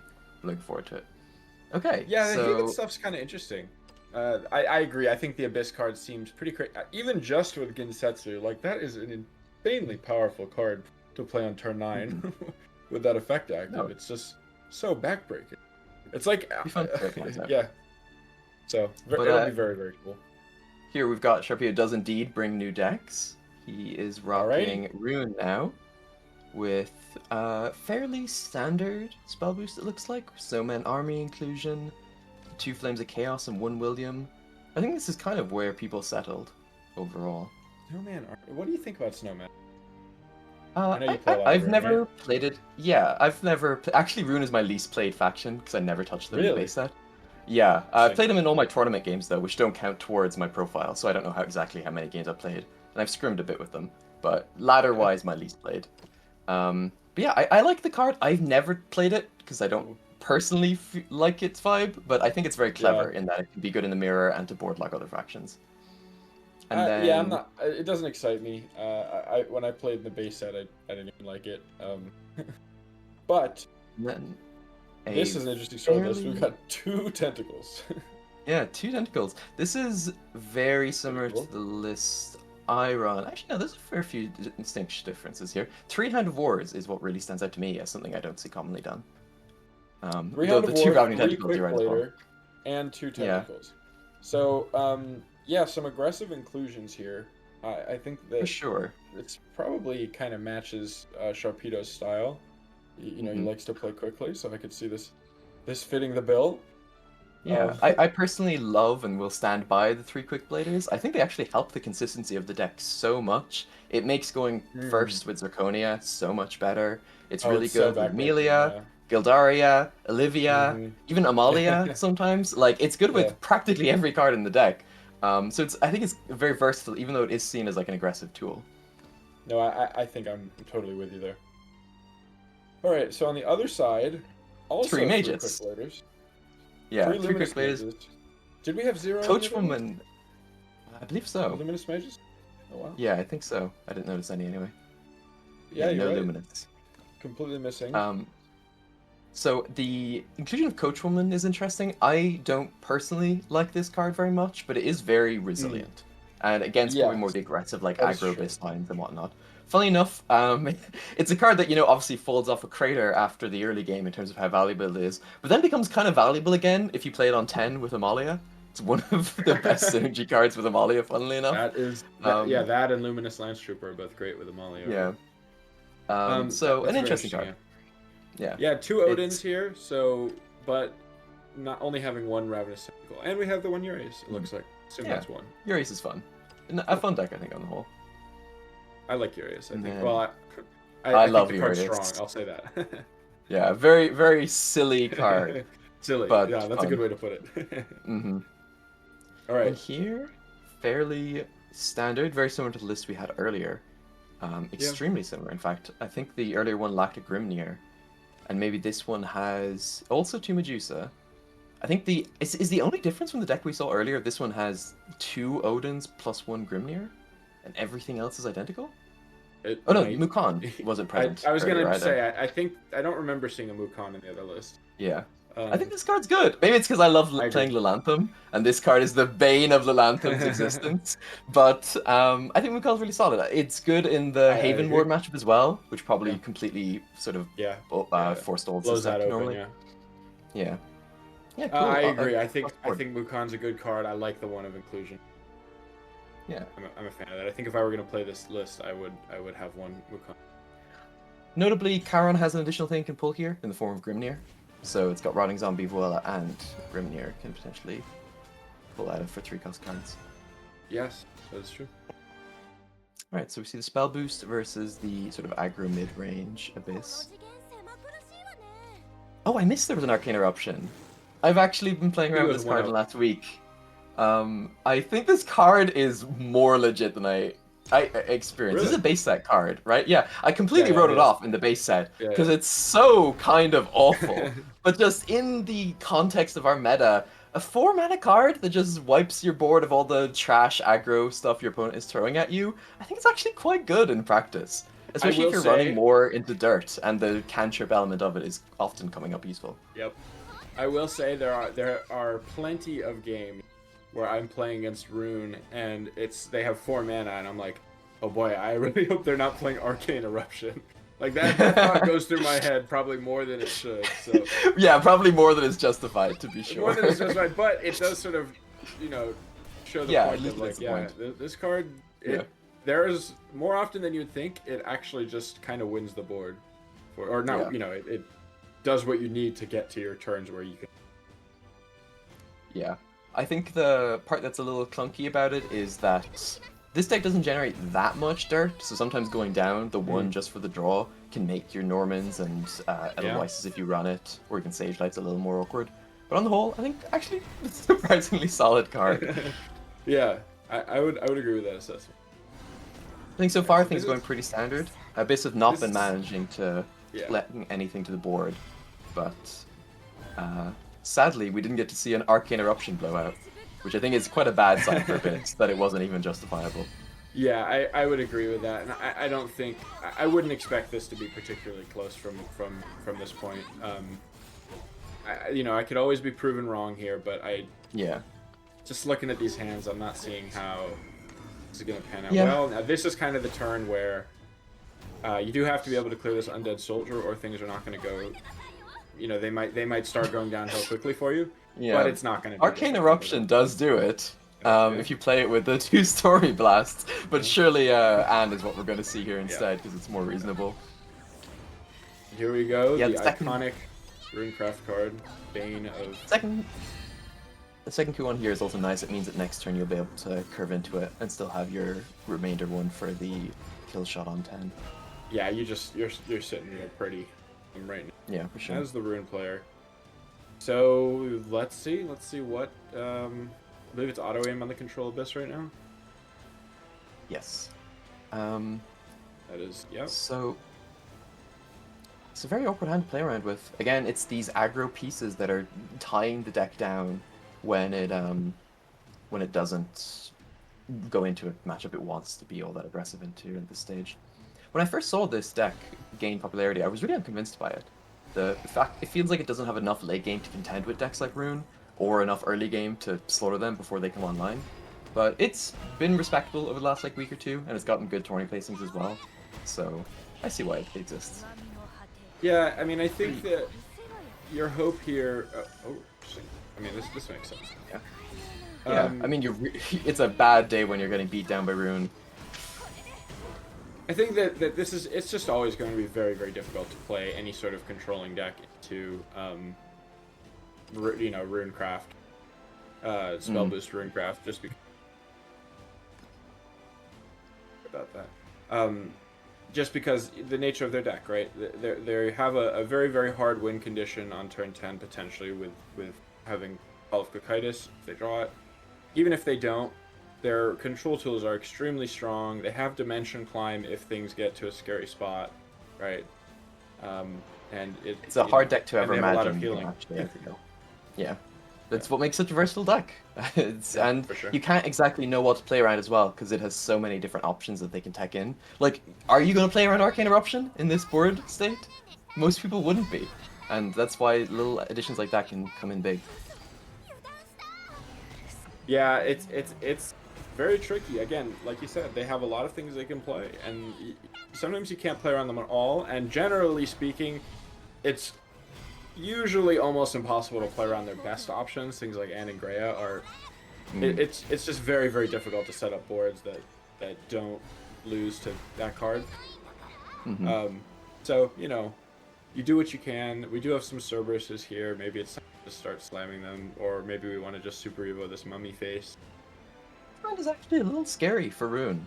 They have, I guess it can always fall back on double Sage Light to clear the board here, pretty much no matter what. So maybe not a big deal actually. But just if they didn't have a way to clear whatever Abyss is putting down here, and they're forced to use their last Super Evoke, that would have been really bad for them. But as it stands, it's hard to imagine any board Abyss could build that isn't going to die to 8 down JoE. Yeah, and then on turn 10, you are at 11 health. So you have to be cognizant of that. Yeah. Try not to die too. Cool. Easier said than done. Okay, so no hesitation here from Sharpedo. Sees the line to clear, goes for it, says, what are you going to do? You can kill me now, or you can concede. Yeah, right. So this is, I mean, yeah, you're kind of just screwed here. I don't have a lot to add. No, at this point you're praying they don't have, like, say, a Kuon or Declimb or a second Declimb in hand or even a Demonic Call here. But unfortunately, none of those things are true. Definitely not the matchup you were looking for when you lead off with Control Abyss here, right? I think probably no, for sure. If you are bringing this deck, you must at least feel comfortable fighting other mid-range style decks, right? As a control deck. So I think that you're hoping to play the sword, obviously, between the two decks that they brought. And didn't get that, so you just sort of take your lumps here and move on. Yeah, I think you said it early in the game. On turn 4 or 5, when Rune is still sitting practically full health, that's basically the game over. Yeah. With this matchup, it feels like you have to be extremely aggressive early, or you can never bring it home. I would. So, you know, we're gonna still think through our turn, of course. There's no guarantee that they have another Kuon, or even that they have a decline, right? There's always the chance that their hand is just, you know. Yeah. Well, they don't leave a board here, so Kuon alone wouldn't kill, which is pretty heads up. Wait, so they don't go for it. Very reasonable. It doesn't decide to decline. I'm really surprised. I guess they don't want to risk it. And I suppose they have the initiative. An interesting option. It certainly takes you out of range of that Kuon by itself. We'll see if that is what Auto Aim goes for, or if he wants to try to push some damage with maybe a Cerberus Super Evolve, which would also heal you. So I don't hate that either. Though you may want to try to get your last Super Evolve with this Umbrella, or maybe with a Ghost on the board for Cerberus. There's a lot of things to think about. Not many of them are in your hand, though, so... No. I think they're probably going to end up going for Genetsu heal, and I think that's probably the only reasonable line. At least you're not dead to Kuon, and you also heal out of a single demonic call range, so you're definitely limiting what can kill you here. Yeah, I think that you want to leave your last Super Evolve option open, because otherwise this is going to be nearly impossible to deal with. Yeah, so there's only one Kuon left in the deck, because they did play one earlier, so their chance of hitting it with a single decline is not too high. They have. It's extremely high, actually. Yes, you know what, actually, in retrospect, I can't help but notice it was Looking extremely back on high. it. Yeah. I would say it's about 100% in fact. Measly 22 damage here. Yep. Genetsu can't get you out of that one. And you know, I think that the chances that things go so wrong for you as Rune at that point that you actually fall behind are low. They're not zero, but they're low though. So even if we don't see the second Kuon on that redraw, I think it's a dire spot. Yeah, for sure. So now we're going to see Swordcraft come out from Sharpedo, and do you think you match it with the Abyss or the Sword Mirror? I guess you have to win with both eventually, so it's not super important, but I imagine we'll see the Mirror. Yes, I think Auto Aim feels very confident on Sword. I would say that me personally, I probably would have brought the Abyss back because, like, again, in my thinking, if I'm bringing that Abyss list, it's probably partly because I like it against Sword, because I certainly don't like it against Rune, and I don't know how I feel about it against Forest. So, you know. Yeah, I suppose that's true. Again, Auto Aim I think is a very strong sword player, so probably feels that this is also a matchup he has a lot of comfort in, can potentially get a bounce back here. Yeah, so Sharpedo has a pretty solid curve from this point on, but no one cost to lead with. And we see Auto Aim likewise has some pretty decent options they can pull out of the coming turns. Draws the one cost on 2. Ooh. Which is always... Okay, oh, so... they're going to double Quick Blader. Interesting. Single just one Quick Blader into the brand. 200 mana, a bit better. You can keep this Quick Blader for potentially, like you mentioned, Gildaria or Zirconia or, you know, Amalia, or, right? Any of a number of good options. Good line. Yeah, having to Valse here just to kill a 1/1 is not something you're overjoyed about when they have a Prim to deal into it, but okay. Yeah, this seems very solid. Very awkward board for Sword to deal with here. Even if they had a Zirconia here, you would not want a Zirconia into Nanja. No, this doesn't feel good. No. So, okay, that is a clear. It's not an exciting clear. Strictly incorrect. Shouldn't they have evoed the other one? They'd have a 3/1 on the board right now. Or they'd have the. Oh no, sorry, I'm wrong. Because the other one doesn't rush. Never mind. Yeah, this was the only way to clear. Unfortunately. Yeah. But do This you is also Albert awkward. here? Oh no, I guess it or was do you awkward until we Magus? drew Luminous Magus. But I guess Luminous Yeah. Magus, you know, it doesn't feel great until Goldaria, but surely you are just playing the Luminous Magus here. I Albert find feels- myself averaging on 5 more often than I care to admit. But I think the Magus is probably the correct line on an empty board. You're also I up guess... Evo, so you can afford to play it slow. No. I mean, I'm trying to think, like, with what we know, so if you assume that they do have the Goldaria, then the two plays they have are, held their coin. you know, similar-ish, except that Luminous Magus forces out the Goldaria, whereas Albert very much doesn't. Right? Albert probably allows them to get away with something else. Although 7 toughness is not trivial to clear on turn 5 for sword, right? Okay, so that's interesting. I don't think. Yeah, okay. I don't think that's. And then of course this has to happen. Yeah. I think I would have ended up magicing when you have the Gildari in hand. It's always nice, since you've also got the Amalia coming down the line, to just build up a bunch of bodies for Gildaria. Yeah, and it's not like you have a second Albert or anything to sort of, you know, justify your aggression there. Well, if you do Gildaria's second, you're pretty happy. Yeah. So and now do you trade off the big one or the 2/2s? I think I'd trade off the 2/2s. I would. Well, you are going into the Super Evo turn, where a 6/6 is about the same as a, you know. Yeah, you're not wrong. 1/1 or whatever. So I mean, looking at what is in hand right now for Pedo, right? It would actually be. It kind of looks like it would have been better to keep the 2/2s. Because you have a lot of options. Oh, with his hand, certainly. But I think there's definitely an argument to keeping the 6/6, because as you say, a Super Evo clears it handily. But if you look at the board state, they Super Evo, you're up 2 Evos at that stage, because Auto Aim would still have their regular and Supers. So it's not necessarily the worst board state. Yeah, that is quite true. I mean, I think that like this feels scary, or like if you're Sharpedo here, you feel good about having played this. There is a second Gildaria, but yeah, you can Gildaria get you to clear. It's not as insane as the first one.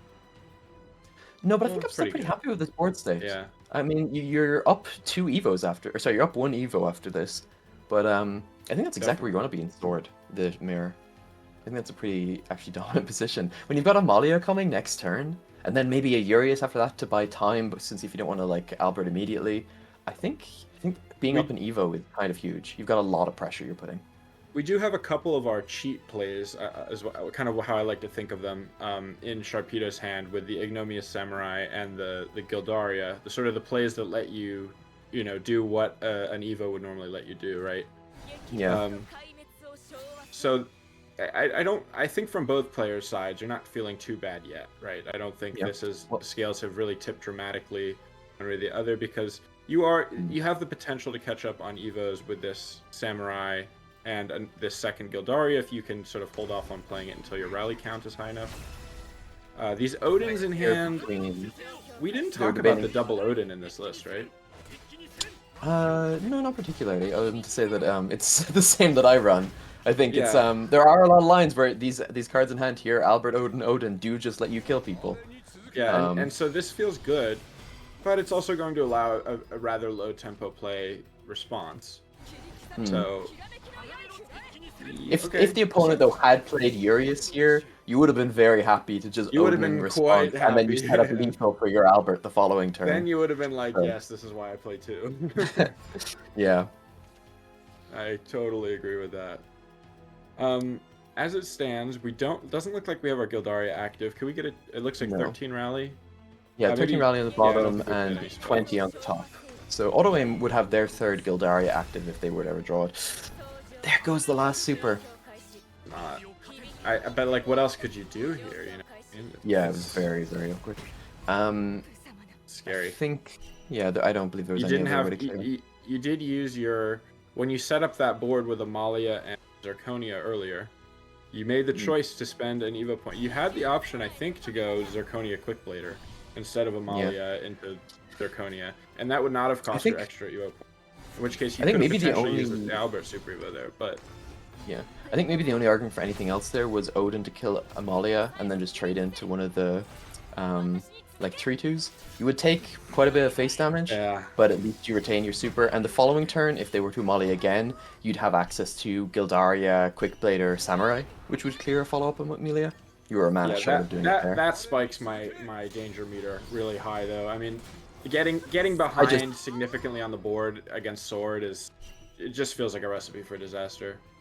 It does, but I don't think you're winning from this line. I think going down 2 supers in the mirror is a losing line. So I think playing to your outs, at least you set up like the Gildaria, which can board clear the following turn. Yeah. Okay, so we've now seen both. We managed to hold this guy until we saw both Odins and all the Super Evos and everything. We are still gonna manage to clear it, but yeah, the snap tentacles into vaults doesn't look like there was any other way to clear it. So pretty handily done. So now, is it time to? It doesn't look like we have another tremendously strong. Well, no, actually, we could have gone Zirconia Evo potentially. Tried to set up a rather strong board that way, but I don't hate this. Yeah, there's certainly ways it can get punished, but I think at this point you are a bit limited in what your hand can do. And you drop a Luminous here to trade more efficiently into Albert? I think you have to, yeah. I mean, you would love to hold it for the Nanja, but I mean, I think you just have to play out your hand. Yeah. I guess you didn't even have the Prim, so never mind. Why would you even hold it? Now this is a little clunky. I wonder if we see Zirconia come down here. The Luminous Lance gives it the rush. Well, we would possibly see it now because the Luminous Lance will give the 2/2s rush. They're just trading in. True. I was thinking. Yeah, I guess I was thinking we might want to get the buff on one of the 1/1s. Wouldn't that have been good? Well, I think this is the only way to clear the board, right? Well, we could have played one Lance Trooper, then played Zirconia, and then Evo'd Zirconia, and then instead of trading in 2 1/1s from the 2 Lance Troopers, we could have traded in 1 2/2. I know, you're very right. Now, unfortunately, the one thing that does brutally answer this is Albert. And we do have it. I'm not sure if I would say brutally. Oh, and that's what I would call brutal. all 3 Gildarias in the top half of the deck. You love to see it. Okay, I think that's a very huge value bomb being dropped right there. Okay. That's tentacle. That's both the tentacles out of the deck. I think that there is another Albert at least in the deck. Yeah, that would be might have only played one, right? Yeah. So there's Albert. Odin doesn't do it. I think you do want to put lethal on the board here, yeah. Oh, that's a good draw. On a top deck. Almost as good as the Gildaria is going to be. Yeah, I was about to say the Gildaria is still going to be really good here. Man, they're just. I don't think there's any card in your deck that has 50 though. 35 and 34 is the death counter on these 2 sides. Amalia has to be like top 2 draws in your deck there. Yeah. A series of incredible draws coming up from both players here, but... Okay. And this is so brutal. I mean, unless you draw your own Gildaria. What? Are you kidding me? I mean, I guess it's only fair, right? Now they've both drawn. It is only fair. No one could ever complain. Oh my goodness. Yeah. Whoa. Oh my god. Holy. All of the end game is being coming in the deck that could deal with this. Yeah. It may have been that, and I suppose maybe there's an Odin in Out of Range deck. I'm not sure. I don't remember from the lists, but yeah, that oh my god, an Odin. No At some point. What? At some point, you would have thought they would stop drawing exactly what they need, but... What? They have the heart of the cards on their side. There's no other explanation. This Sharpedo guy is disturbing, I'm not gonna lie. Another very quick and clean set for Sharpedo. That's one way to characterize it. Alright. Oh, wow. Sharpedo has proven that he is the superior Shadowverse player. Better, more intelligent, better looking. You know, just overall, just better than his opponent in every aspect.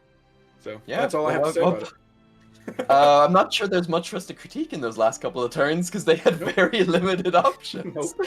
But very, very well played by both sides. I think there was No blunders or anything throughout those sets.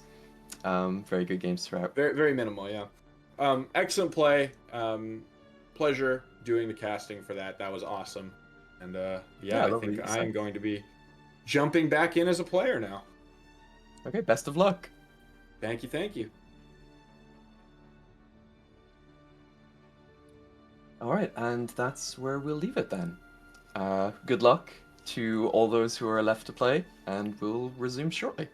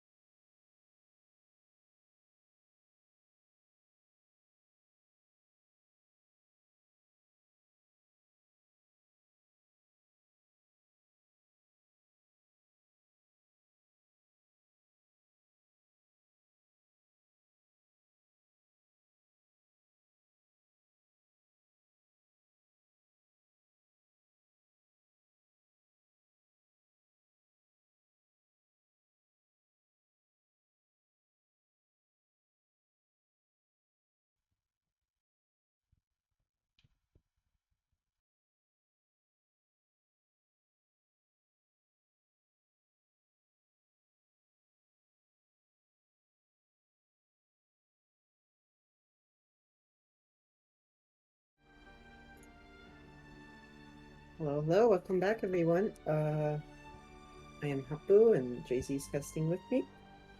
Hello. That last game was crazy. I've never seen anybody draw that well 5 turns in a row, and it was on both sides. They both drew what they needed every turn. Oh man. That was pretty crazy. Here we have Auto-Aim and Teji. Yep. We saw Auto-Aim last match. He's bringing different decks this time around. Let's see.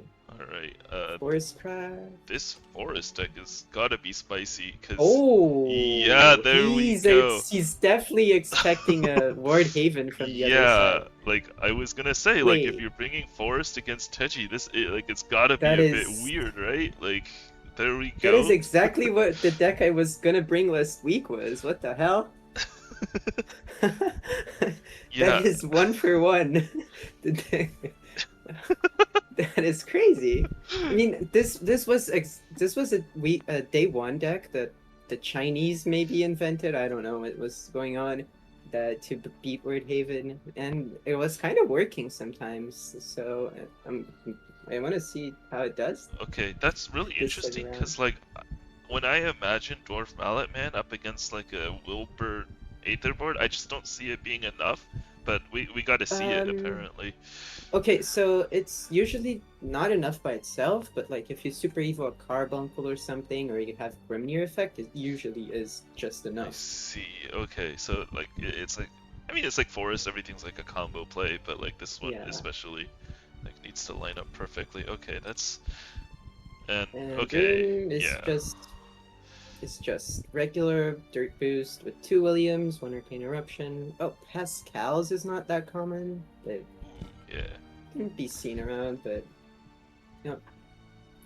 I have Snowman usually is for the mirror, I think. Oh yeah, probably. Yeah. I have a folder full of screenshots of me winning with the 1 of Pascal's in my deck. So I know this card. The 2020 Kuan Ward. I know this card does work. Okay.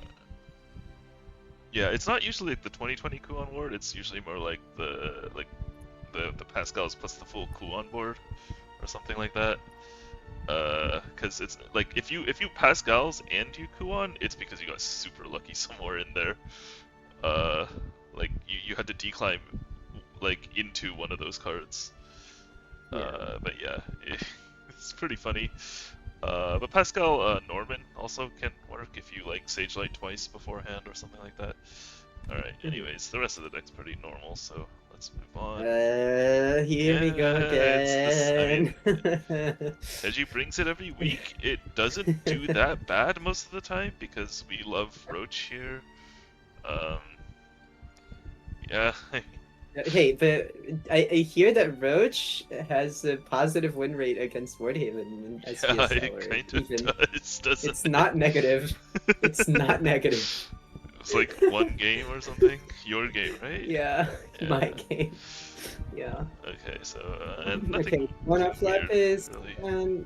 Seems pretty standard. Yep. He did. The lists, more recent lists I've been seeing from Sakakibara, they have more amulet stuff. They have dose and other stuff. Yeah, I think we saw Lust bring that version at one point, and it just looks so inconsistent.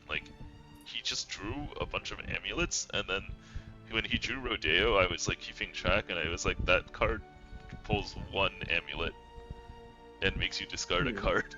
I don't know. It's spooky to me. Anyways, this is normal, so let's move on. Right, yeah, it's triple dose plus the thing, but yeah. Okay, yeah, his face dragon. You've seen this before today. Yep. All right. I mean, these are the two classes Teji has brought every week. He's just changed up the exact composition of the decks a little bit.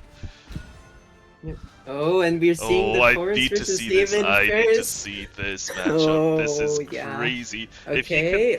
That's not a bad hand from the Forest. Man, if you can actually break the Aether board with Forest, that's that's gonna break Teji's morale for Oh, sure. is that a full keep from the Haven? That's interesting. I mean, it's like low drops and Wilbur, and you're going second, so Yeah, you can but coin it. I And feel like the Aether? only Yeah, card that okay. matters in this matchup is the Ether. You have tons of turns to draw the Ether. I feel like it's like crazy to pass up a bunch of like perfectly good like 1-drops, 2-drops. I don't know, the winner of SVO, he full bowl for Ether and Wilbur usually, I think. Okay. I don't know. I kinda watched the SVO, and then I watched like I don't know, like 5 like consecutive misplays on like turns, like this and I was hand just like, I'm out of here. This hand from Forest is really not bad. We have the Titania to counter the Wilbert. I mean, not counter, but like really cleanly clear the Wilbert. Yeah. But we need to see the Grimnir and the Mallet Man, otherwise the Ether is not gonna be very pretty for us. Okay, 2 drops, and 2, 1, 4. That's a lot of Wilberts. That is. I mean, the cool thing about Wilbur, I feel like, is that after you played one, the rest are like not like as Not bad. important, but like they're not that bad either. You know, like Yeah. it's kind of like an improvement on the design from like your standard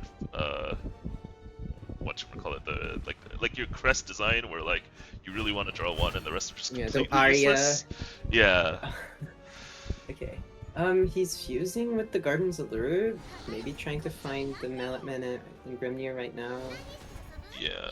He's also, I mean, this Chooses also not lets you to save play Glade, it. right? Which could matter. Okay. Wait, I don't understand why you fused if we're gonna do this. I'm not too sure either. Okay, so here comes the coin Wilbur that she has been saving since the start of the game. Yep. There's 2 Ethers, 3 Johns, 3 Yeah. Wilberts. Holy blood. Okay, so Malaman is here. Okay. Here's our chance to Mallet see Man it. and Carbuncle. Mallet Man, Carbuncle, Yeah, and Ambush. it is actually here. Okay, now- so he was fusing for Titania? Yeah, I guess. I don't understand yet. Alright, a little bit of an order there, but I'm sure it's fine. Like, it's not like you were going to do anything other than Titania. Okay, the Ether Shirley's coming down this turn. Yeah, I mean, you'd be crazy to not play it here, and thanks to the Grimnir crest, there's not going to be any fairies either. Yep. So... Let's see how the Mallet Man does it. I gotta see it, because I'm not convinced. I don't know. It's gonna clear. It feels like a decent chunk, but I'm just not sold on it clearing everything. You know. Let's see. We gotta get the shield off. Well, we do have an ambush. That helps. How does this go? Cause like. You wanna... Oh, he's... Wait, he needs to Carbuncle, right?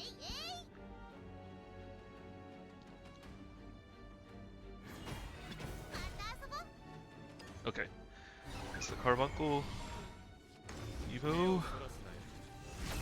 Dude, if you're Teji, you're just sitting here going like, he's got nothing, wait a minute! Okay, that was almost everything.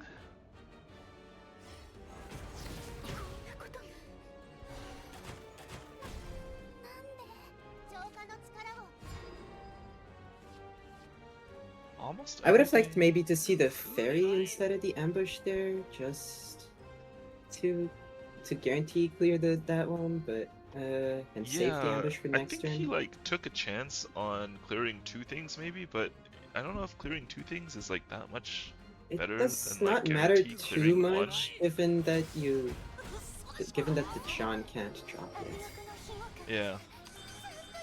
Okay, But so the second one is not gonna be clearable. I don't Okay. think so. Okay, so this Malletman tech is not being too good without the Grimnir to support it. Right, yeah, that's the thing that Autoim really needed is the Grimnir trigger. Is he running but you only run only one one of. Grimnir? Yeah. Yeah. This is tough. This... Glade Lily does a lot though. It does clear almost 3 things. So but the Jean dropping next turn is gonna be really bad. Yeah, Because and the untargetable wards are just gonna get bigger, and so much bigger.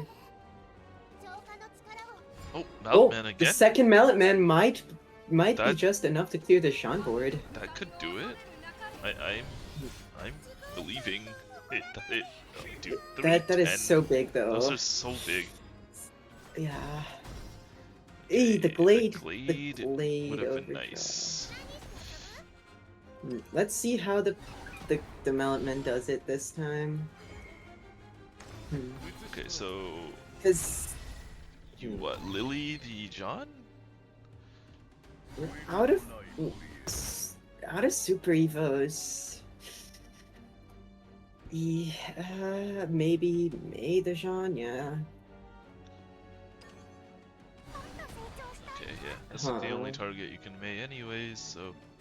So Fairy bounce. It's not quite enough to full clear. yeah. Leaves the ding dong up. Unless we bounce the Malletman. If we bounce the Malletman, it's still not enough. Huh. Yeah, it's not a full clear. Not a full clear gets you into trouble. It does. I mean, with Teji's hand, yes, it does because he has the 2 more Jeans in the back. Yeah. Oh yeah, It's not so looking pretty. he really wants to kill the ding dong here. But like Can't quite do it. yeah, so Oh, the Odin.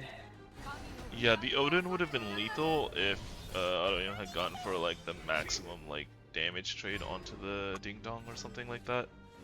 So Yeah, and the Odin is probably just gonna be lethal next turn because you yes, can't quite heal white possible. while... Get out of this one. Wait, actually, Yeah, the Lambent? Malletman might Oh, be a bait here, right? Well, I don't know about bait really, just not Because good you enough. can't heal, yeah.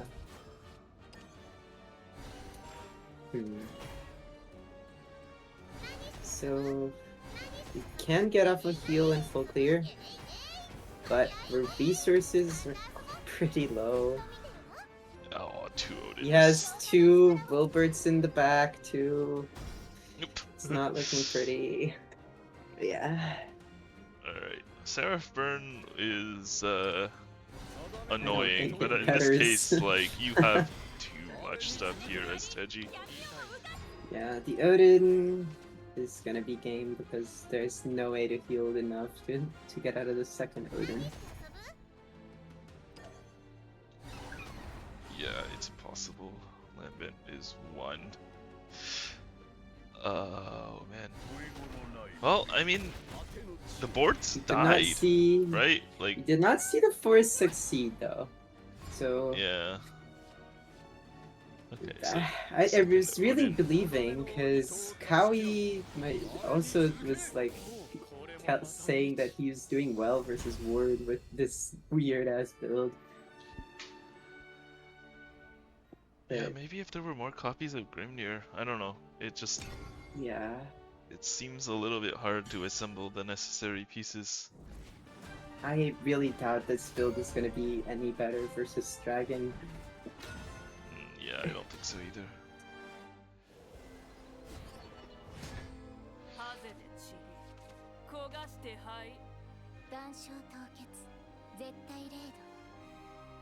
Okay, so he knows it's aggro, right? So Yeah, Autoim 'cause it's probably Teji. won't keep Dimension Climb. Thinking about Kuon. Kuon's like really nice to force the dragons to react, but obviously it is also a 7 Sometimes drop. you're the one being forced to react. Yeah, like you can't Kuon into a Forte, right? Like it just doesn't answer the problem. Yep. Okay, the hand's not looking too bad. Yeah. The Demand Cauldron is pretty good. Autoaim's hand is nice. No, there's no fan on Pidgey's hand. Yeah, that's kind of in the backbone of most of Teji's wins here. Oh, there it is. Oh, there it is. We can see a 1+1 here if he wants to. Yep. Yep. And now Okay. we have, just play amulets. Nothing really to do Scout. Yep. here. Ooh, Amovi's not bad. And Okay, it yeah, seems like we're discarding this Base Lufang. Yep. Everything very standard here. yeah, not exactly a complicated turn. Now, Autoaim is in an interesting spot because he needs to get this 2/2 off his back. But if he uses the Storm Blast, oh okay, good, he drew William. So I was gonna say if he uses the Storm Blast, he runs out of answers to Forte. But yeah, the William will do the trick. He might still consider keeping it because it's such a cheap answer to Forte, but dealing with the aggression seems more important. Right, like he buys himself a turn next turn by playing Ann and Greya, like nobody really wants to Forte into that. So he should be covering his bases well enough here. So The Stormy Blast also does spell boost, almost spell boost the hand enough, so everything is spell boosted enough to be played. Like, oh, the Looking Smart is just enough to be played because the Pescals, yes. Okay. Yep. There's that Forte. Forte. Oh, the Forte Tron. But yeah, like you can't Forte into this board. You don't want to Forte here. Surely you cannot Forte into this board. I mean, wait, you don't have Super Evo stats, so Olivia's also not great. Yeah, and Phylene doesn't work yet, because even if you coin, it's not actually overflowed. Like, that's actually something that really is... Oh my god. Forte pass? Forte Evo pass? I don't understand. Okay, so the wow. Forte's gonna just get really easily cleared by the Looking Smart here, I imagine. Insane that just happens. Like, I mean, his turns. There's no other plays. Yeah, I mean, his turn was awkward, but like, man, you just don't see Forte die like this for free. Yeah. Here, do we want a William just because it's higher cost or Looking Smart? I mean, I think that makes a lot of sense. You know, you're going into turn 7. They have Odin in their deck, presumably. Like, you would want to put a second body on the board, right? Yeah. Seems pretty good to me. You could even like William Evo and the decall. Like, I think that pushes so much damage, right? And you follow up with Ku. That is pretty interesting. That is a very standard play. You don't see that very often. Huh. Oh my god, if he does it, I'm gonna be so proud of him. Yeah, he's doing it. He's doing it. Oh my god. Does he play the call? Oh, he saves the call. Okay, this board is also just pretty good too. Yeah. Like, he spell boosts the call enough so it's just playable next turn if he wants to clear with Norman too. Yeah, this is good enough that like you would never Odin into this spot, right? So yeah, like Autoaim says that like I'm good. I don't need anything else. Yep. He's spell boosting the decline too. It's almost playable next turn. Yeah. Almost. Alright, so Olivia into Phylene is a full clear. And it's a pretty scary board too, but Autoaim has the Snowman here. The Snowman could go crazy next turn. Yeah, let's see. So, yeah, naturally this is going to be the play. And then Snowman plus like Demonic Calling plus like Kuon Super Evo looks really nice. Or could be just Snowman plus Norman, no? Make You two could, yeah, boards. you could Norman too.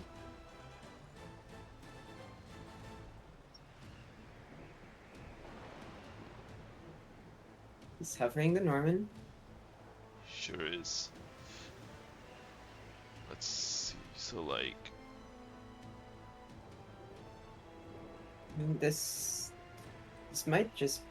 The Norman is pretty good, but the Kwon seems pretty juicy. Your health is so high, or like you don't expect your health to be this high. We were talking at the start of the game, like you don't usually have the opportunity to Kwon, but now that's a pretty good opportunity. Yeah. Okay, so it looks like he's going for the Norman. This is pretty reasonable. I think this... Oh, this also lets him save the Snowman if he wants to. He can just Looking Smart and decall if he wants. Oh, yeah, true. Might Snowman anyways, though, to be honest, because it's like... No, it's not like a huge resource in this matchup or anything, I don't think. I mean, it is one clear to Forte technically, but you're not really scared of Forte into this point. I mean, in this game, Looking Smart was also a clear to Forte, right? Yeah, true. Okay, so he does go for the board and does not play this Looking Smart. Makes sense. I mean, we usually know that Teji doesn't run Twilight Dragon, but Twilight Dragon would be pretty good here. Yeah.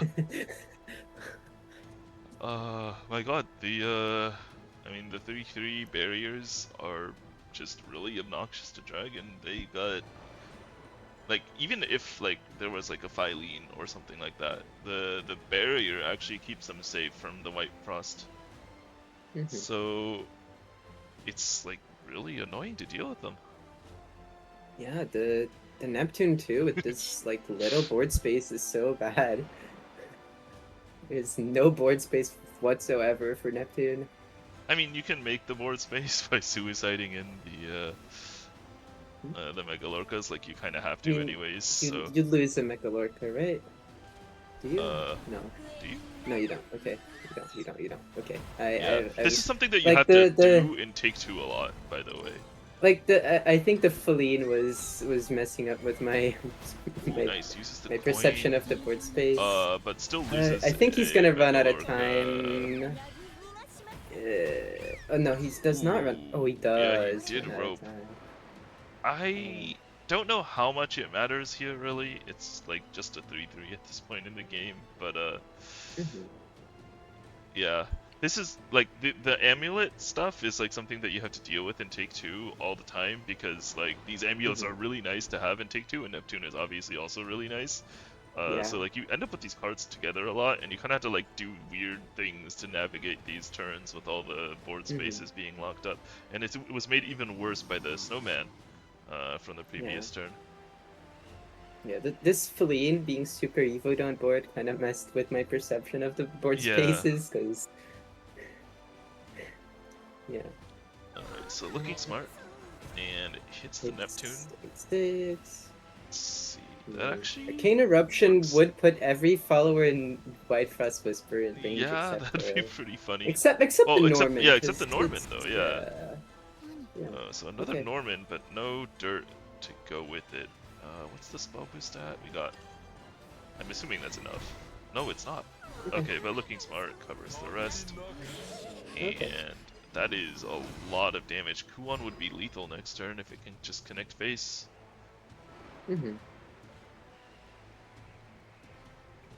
Yeah, the dragon is so far on the back foot that this... That is not what you see often.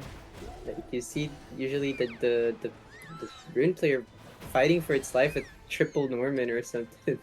But... yeah, I mean, it mostly just comes down to Anne and Greya being a ridiculous card and just shutting down Techi's 6 playpoint play, right? This might be the first time I see a Kwon 10 against Otohime Dragon, I think. I mean, I've been in this spot to, like, do that before, but it doesn't actually do anything half the time because they have Phylene.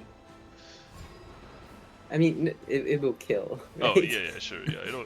Yeah, like they have Phylene, and also they're not below 10 life.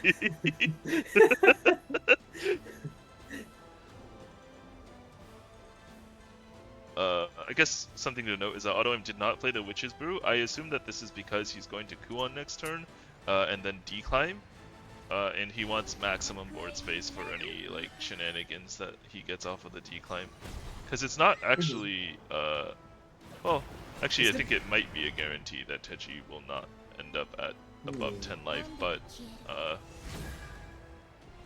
I mean, it might have been possible. I'm not really sure. Might have been possible with Golden Note and Olivia and stuff, but I don't know. Yeah, that's game. That's gonna do it. So we are now... we're gonna see the weird ass forest again. Yeah. Versus Dragon. What? No decline. You gotta decline. You super evil, then you decline. What about that? Sure, why not?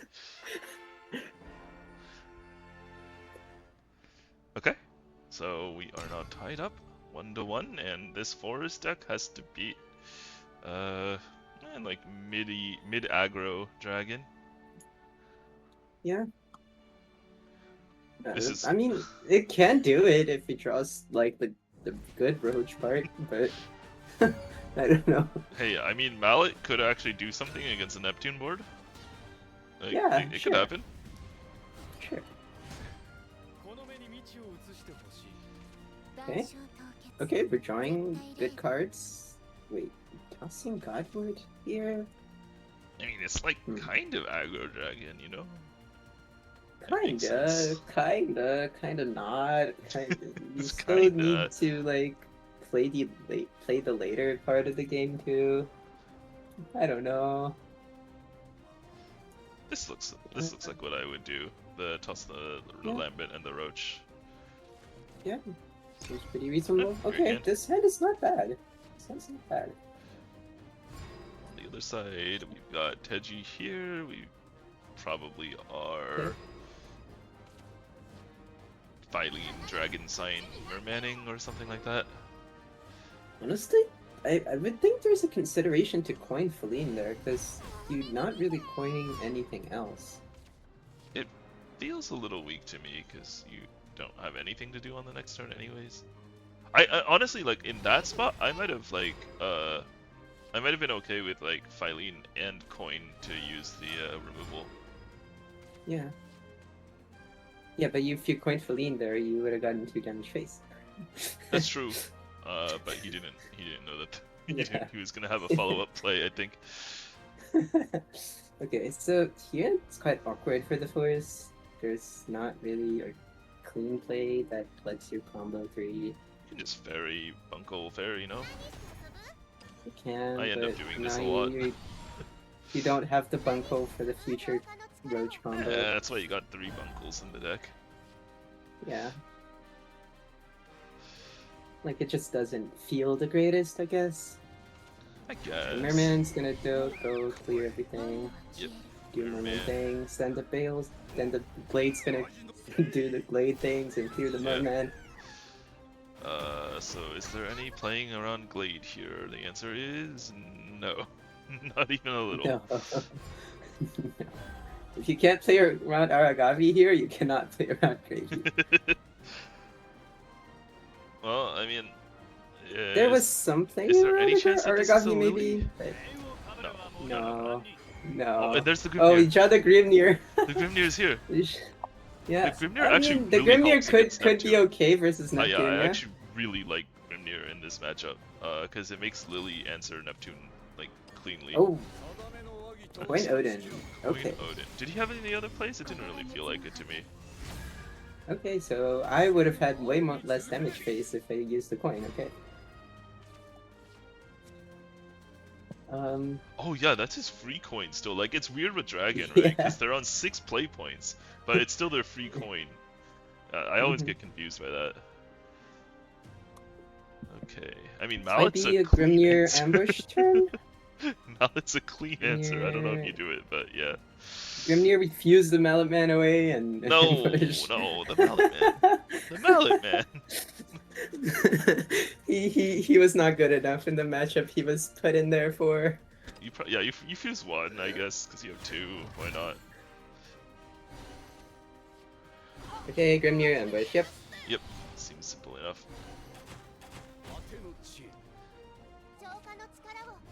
Alright, Okay, so no Roach yet. neither player really has made much of an impact onto the board, but you know, we That- are that going can into the change. later turns, and Forest That can is at change. 14. Oh god. Yeah, no, they're at 9. Yep.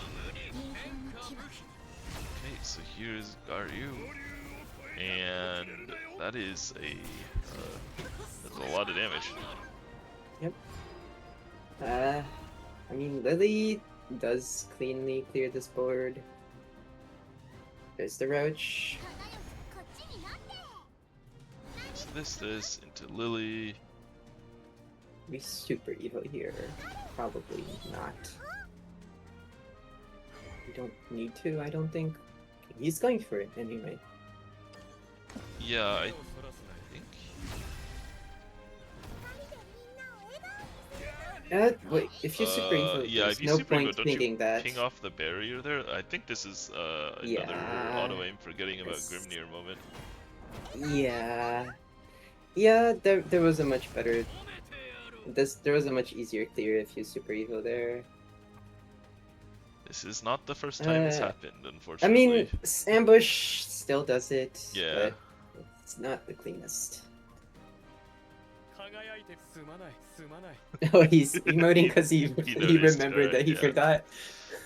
Yeah. Okay. Ambush clears it. Pass. Yeah, I think you Yep. save May for another day. Okay. Okay. So, I mean, I mean, the bunker would have been really nice to have here, no? yeah, but like, you made such a better board on turn 4, and I think it was worth it. Was it such a better board? It was a 2-1 and a 2. This, It was okay, a 1-1 this and a isn't lethal 2-2. even with the Bunko, right? Like, it's not. It's not lethal, but it's like you kind of need it to do anything right now. Yeah. Okay, the second Garyu hits. I mean, now there's no super evil for the Neptune, and there's no backup damage in hand. That's weird. Huh. Oh, I just wanted to, there's Oh! yeah. Okay, so anyways, I just wanted to say, like, this was an interesting decision for Teji, because I think against most decks, in most situations, you actually want to trade with the 5/4 before it gets the barrier, but Mhm. I think specifically against Forest and with the Grimnir active, it actually makes a lot of sense to preserve 2 HP on it instead of a barrier. I think Mhm. that's a neat little I decision. think it ends up being around the same, almost. but It's the same fairy unless a would- fairy gets yeah, used, and okay. guess which class has all the fairies in it? I mean, it's not. Here, I would like to see a Lambent and a Roach bounce somehow. But I don't think we have Bounce enough is a TP little to Roach bounce. spooky. Is So he what? going for the 50-50? I guess he is, right? I think he's gonna use Godwood here. Mm-hmm. Yeah. Oh, he's using May and...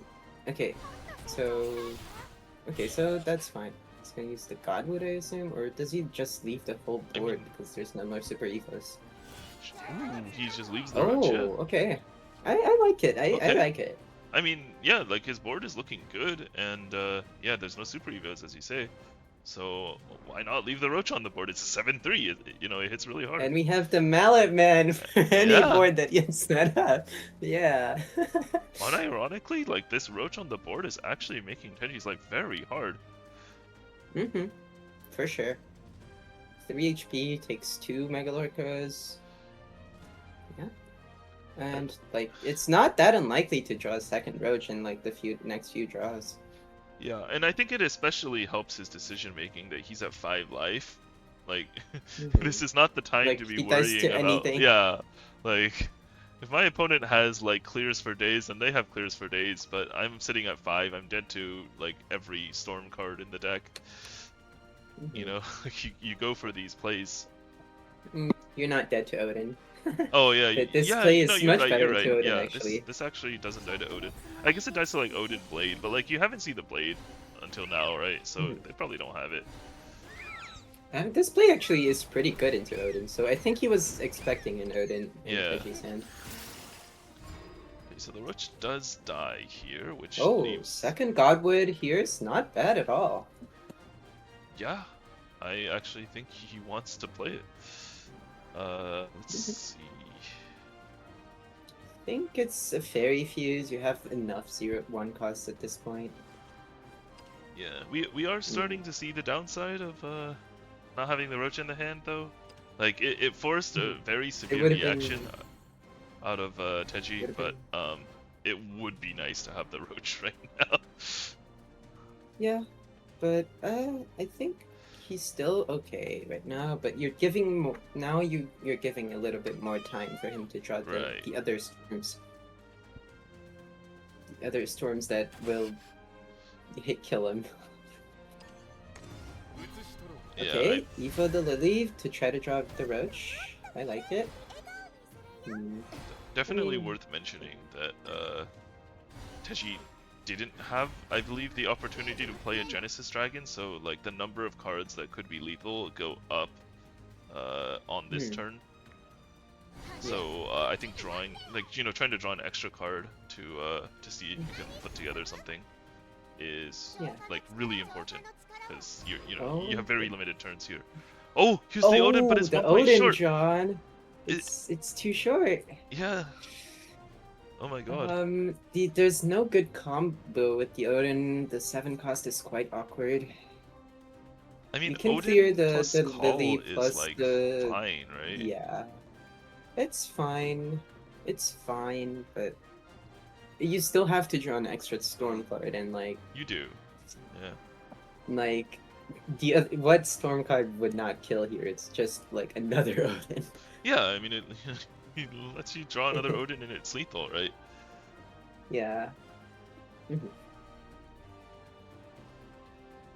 Because I think if he Neptunes, he isn't really increasing his odds very much. So But- I just prefer the Odin.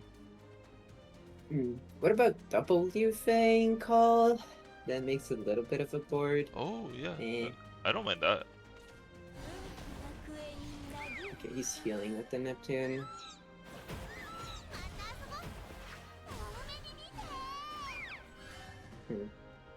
Lily lives. I'm not sure this is better than W It's Fang time call, for the but- mallet. The mallet is here. The mallet is here. Is there any way to draw lethal this turn with Glade or something? I don't think you can Glade and then lethal. So I mean, it's close, but it's probably not enough. is it close? You still have to kill the Neptune in play, right? Yeah, you're right. But what if ambush double hits? I guess. Okay, fairy and the mallet. Okay. A little bit of I mail don't optimization or something. Yeah, sure. Oh, there's Oh, the roach. the Both roach roaches. is drawn. The double And roach. Okay. Genesis Dragon off the top for Teji. Oh man! Teji. And Oh, you know it's a no. top deck too because he did he would have played it Yeah. last turn, right? Oh, Oh my god. god. So, damn. Oh, we almost got like the forest versus dragon, like exhaustion match, no roach, no, storm, but then Teji draws right out of it. Okay, so that does it for that match. ARC stays winning. Yeah.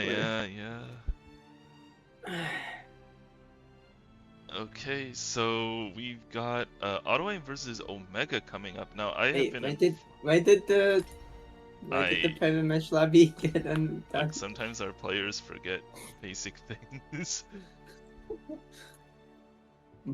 Actually, did I break it? Did you just leave? Did I leave? Was it me? Did I just No, okay. blame a player? No. No. Okay.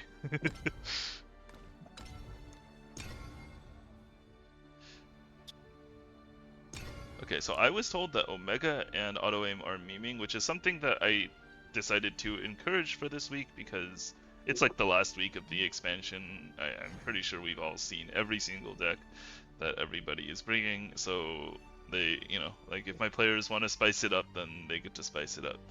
So we will see. I'm excited for this. I don't know, I don't know what they mean by memeing. Is memeing like putting like a couple Lauras in your like mid abyss deck, or is memeing like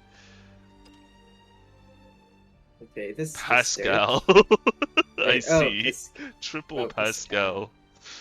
Okay. Apart from that, it pretty doesn't normal. Look too out of the blue, too like crazy. Yeah. Doesn't look too crazy. Yeah. The Abyss. Wait, okay, it's did I call Laura. it? Did I call it's the Laura thing. Yeah. Oh, there's bell ringers. That's different. I guess. But it's not the list that like only brings Bellringer back, right? Right. Yeah, it's got Fildaus and mummies too. I don't quite understand this list, but I guess it's just a meme. It's not as. Yeah. It's not quite. Okay. Okay. So this is much more focused on doing the combo here, right? We got all 3 Dusas and 2 Lauras. 2 Lauras. Well, there's the Ceres. That's something. There's a Ceres. little bit unusual. It's kind of just control Abyss, right? It's just more control than the regular one. And this it's Stormhaven. Stormhaven. Okay, so Stormhaven is a deck that Omega has lost many times on in the SVSL. Wait, Agnes is not here. No. Where's Agnes? Yeah, it's a little odd. He remembered to put Colette in the deck this time. That's a good start. Where's the patented Curry Agnes Evo face? See what the opponent does. Oh well. Okay, so this, otherwise pretty normal-ish looking Stormhaven deck. Nothing super crazy. Okay, so when they said memeing, they meant like slightly off meta or whatever. Yep. Okay. I don't think there's too much space for meme decks right now, like pure meme decks. There's not that many cards in the Totally. It's not that many cards out yet. Like next expansion, there could be some more memes from what I'm seeing. For sure.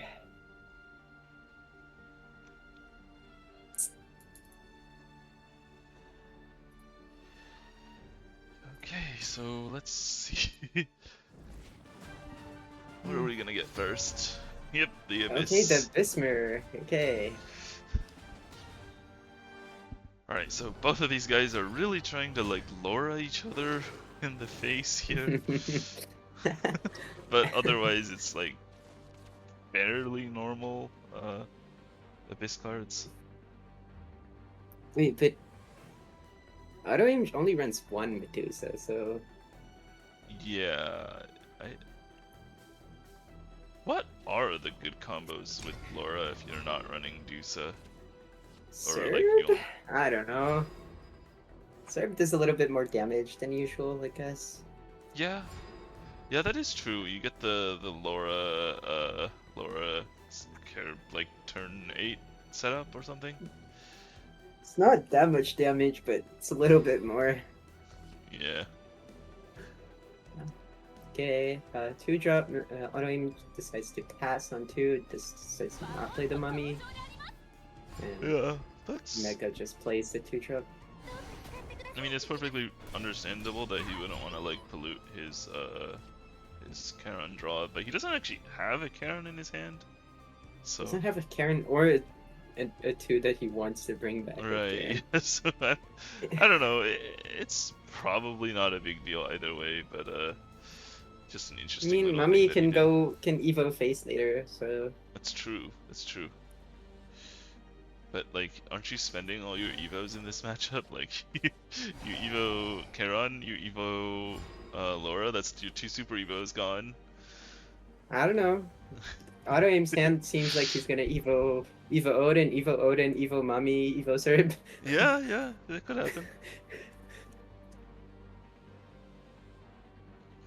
I don't know, man. The Mummy would be doing so much damage on the board. Like, if it was just on the board. It would. It would. Does he play it now? Surely at this point, it's too embarrassing to play the Mummy now. Like, no way, right? No way. Double down.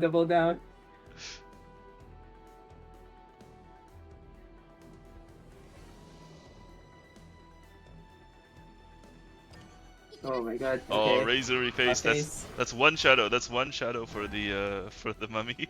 We're 1/4 of the way there. Okay, the Vuela gives just enough shadows so we can Evo face on 5 if everything dies.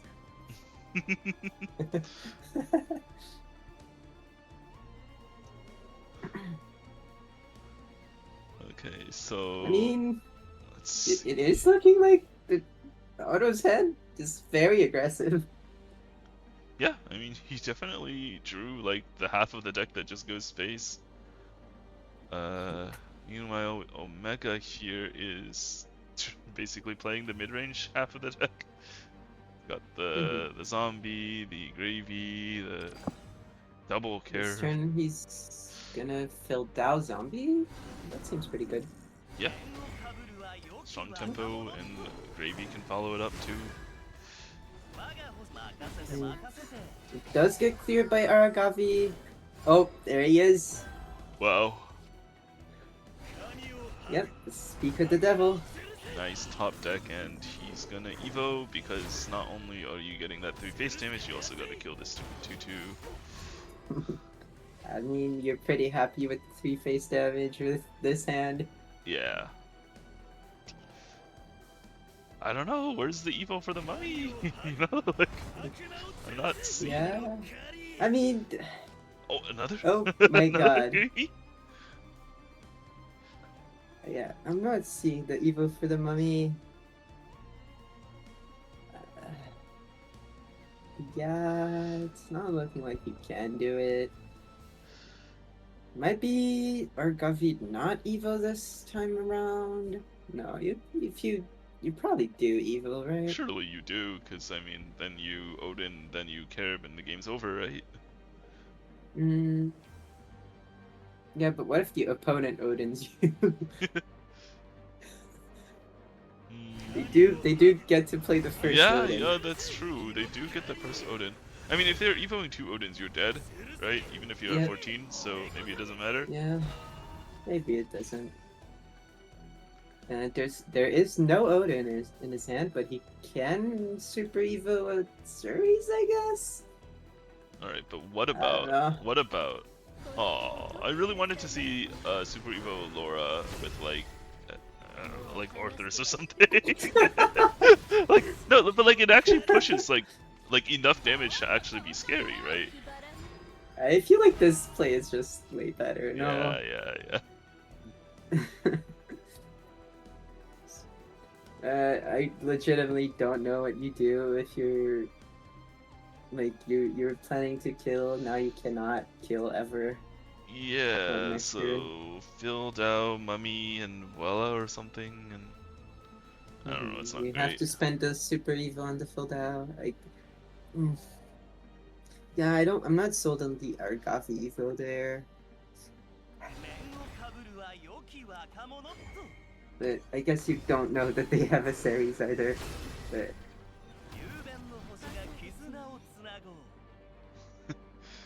that is very sad. Oh, why is he covering the Vuela after Super Evoing? Oh my god. It's not been exactly clean. Yeah. Okay, the serve here seems Like, it's pretty unlikely clean. to matter, to be clear, but it's not. Yeah. It's not been clean. Yeah. Service here is pretty good. What's the death pool looking like for the series? Oh, it's pretty all over the place here. For the can, yeah. Yeah. I mean, I don't know. Yeah, you gotta do this, right? Just deal 7 damage face. Like, what are they gonna do?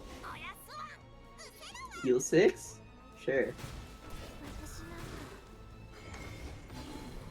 Okay, so this is a pretty big swing.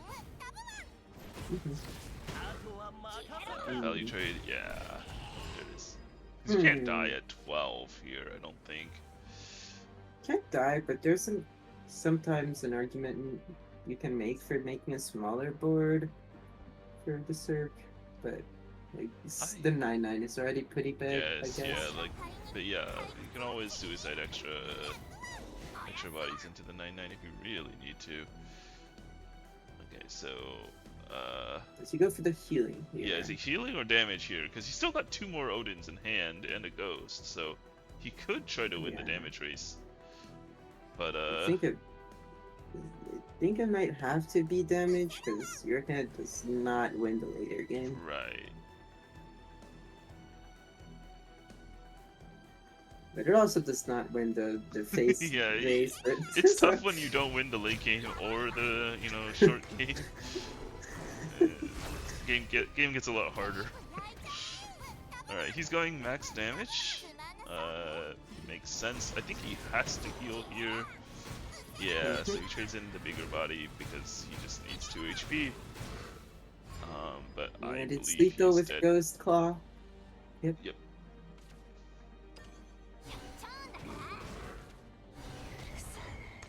And we can give Bang to the ghost. Let's go. It's here. Yay! She did something. she showed up. Why didn't we, Laura? I don't know. Oh wait, no. Doesn't Laura require Super Evo? Yeah, I think it does. Card's It does. not great. I mean, yeah. Okay, Stormhaven. I'm not the biggest believer in Stormhaven. I don't think this deck really wins at all. But... I don't think it's very good, but I feel like if you play any halfway reasonable cards after Serene Sanctuary into Pact of the Beast Princess, you are gonna win a decent chunk of games. Okay.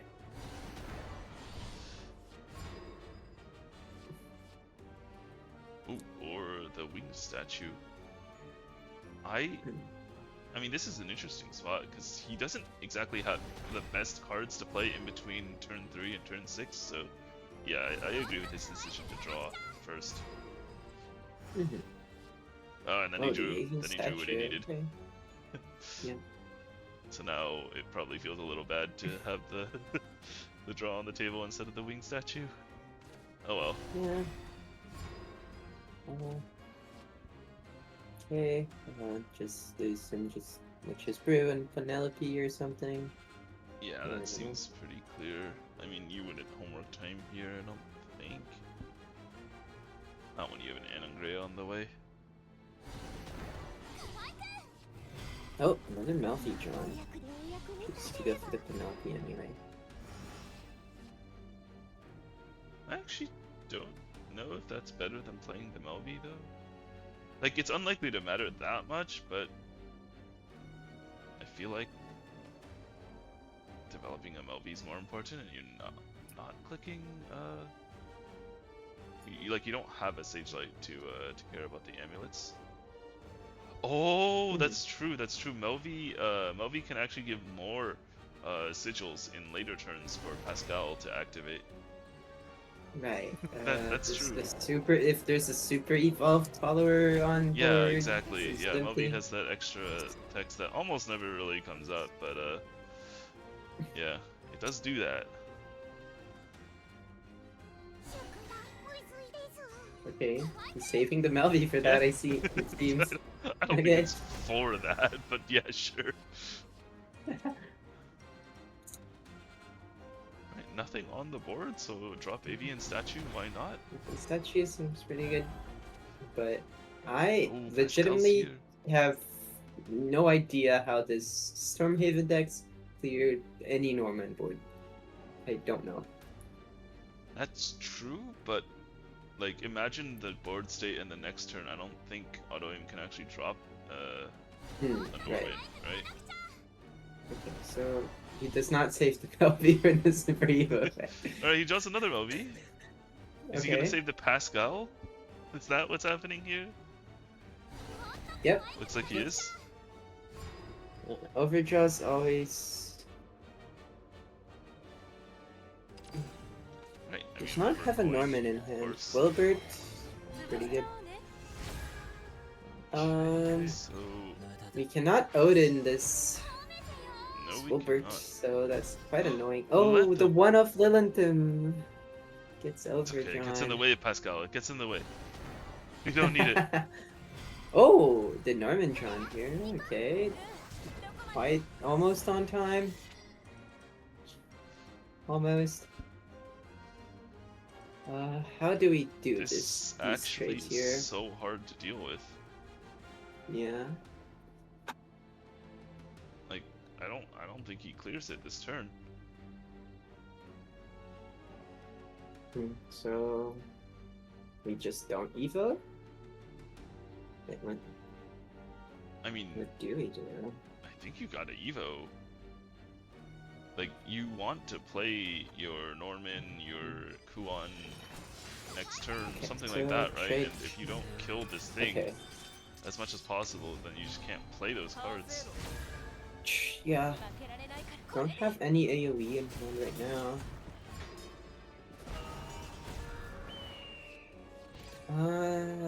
Okay. So what if we just slam another Wilbert here? Okay, no, the Olivia seems better. Olivia seems better, Okay. yeah. Yeah, okay. Omega's in a commanding position here. He's got everything coming up. That is such a big board. Yeah. And pushes 10 damage? Maybe more if he clicks the Ooh, amulets. I would like to see some more damage here, honestly. Because we have the avian statue in the back to guarantee some more damage. I mean, Yeah, like if this board gets cleared without healing, then you just get to avian statue face for lethal, right?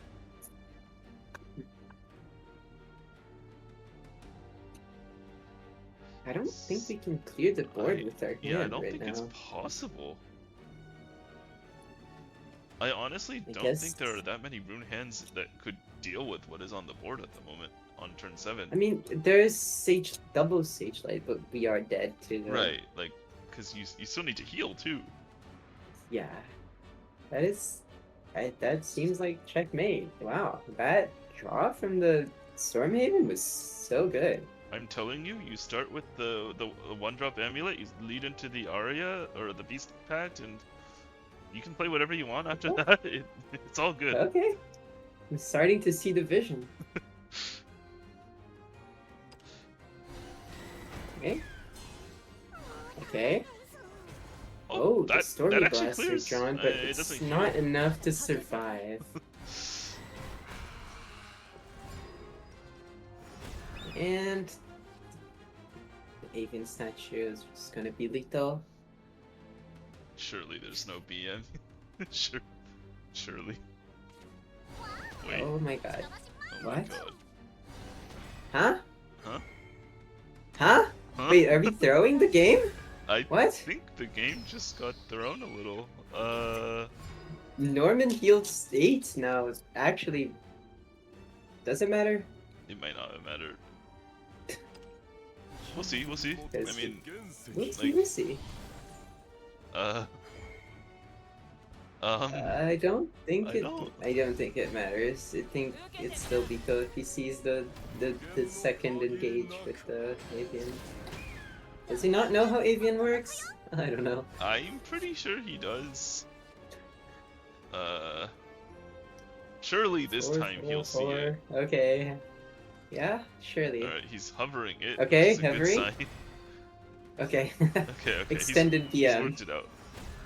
Extended BM. Okay. Also, I don't know how many people know this, but this card has an Evo effect. It does. It actually occasionally I've comes never up. seen it come up, but I don't know.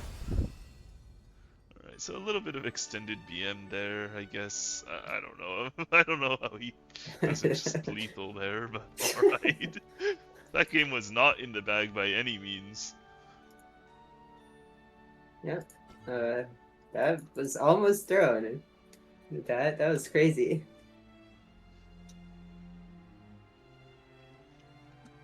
Okay.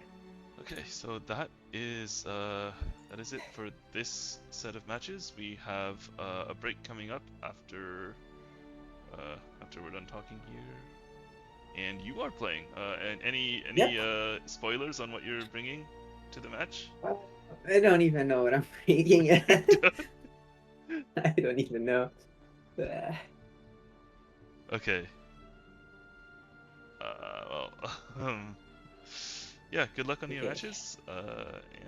See y'all when I'm playing in next week, maybe. I don't know. Next week. Yeah. Huh?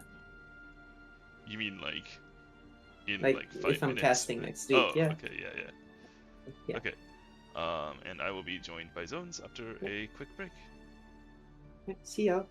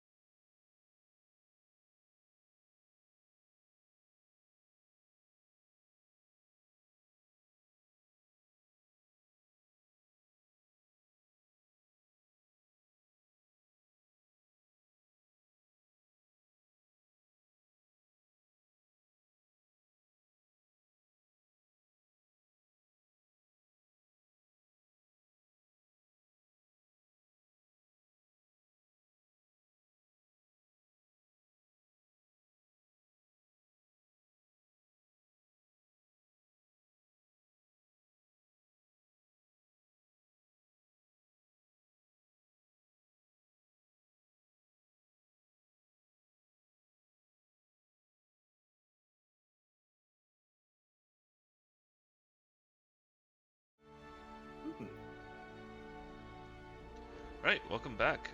We're back with another game. Auto aim is back, so am I, and this time we have Hapu in the first player's position and Zones in the second caster's position. Yeah.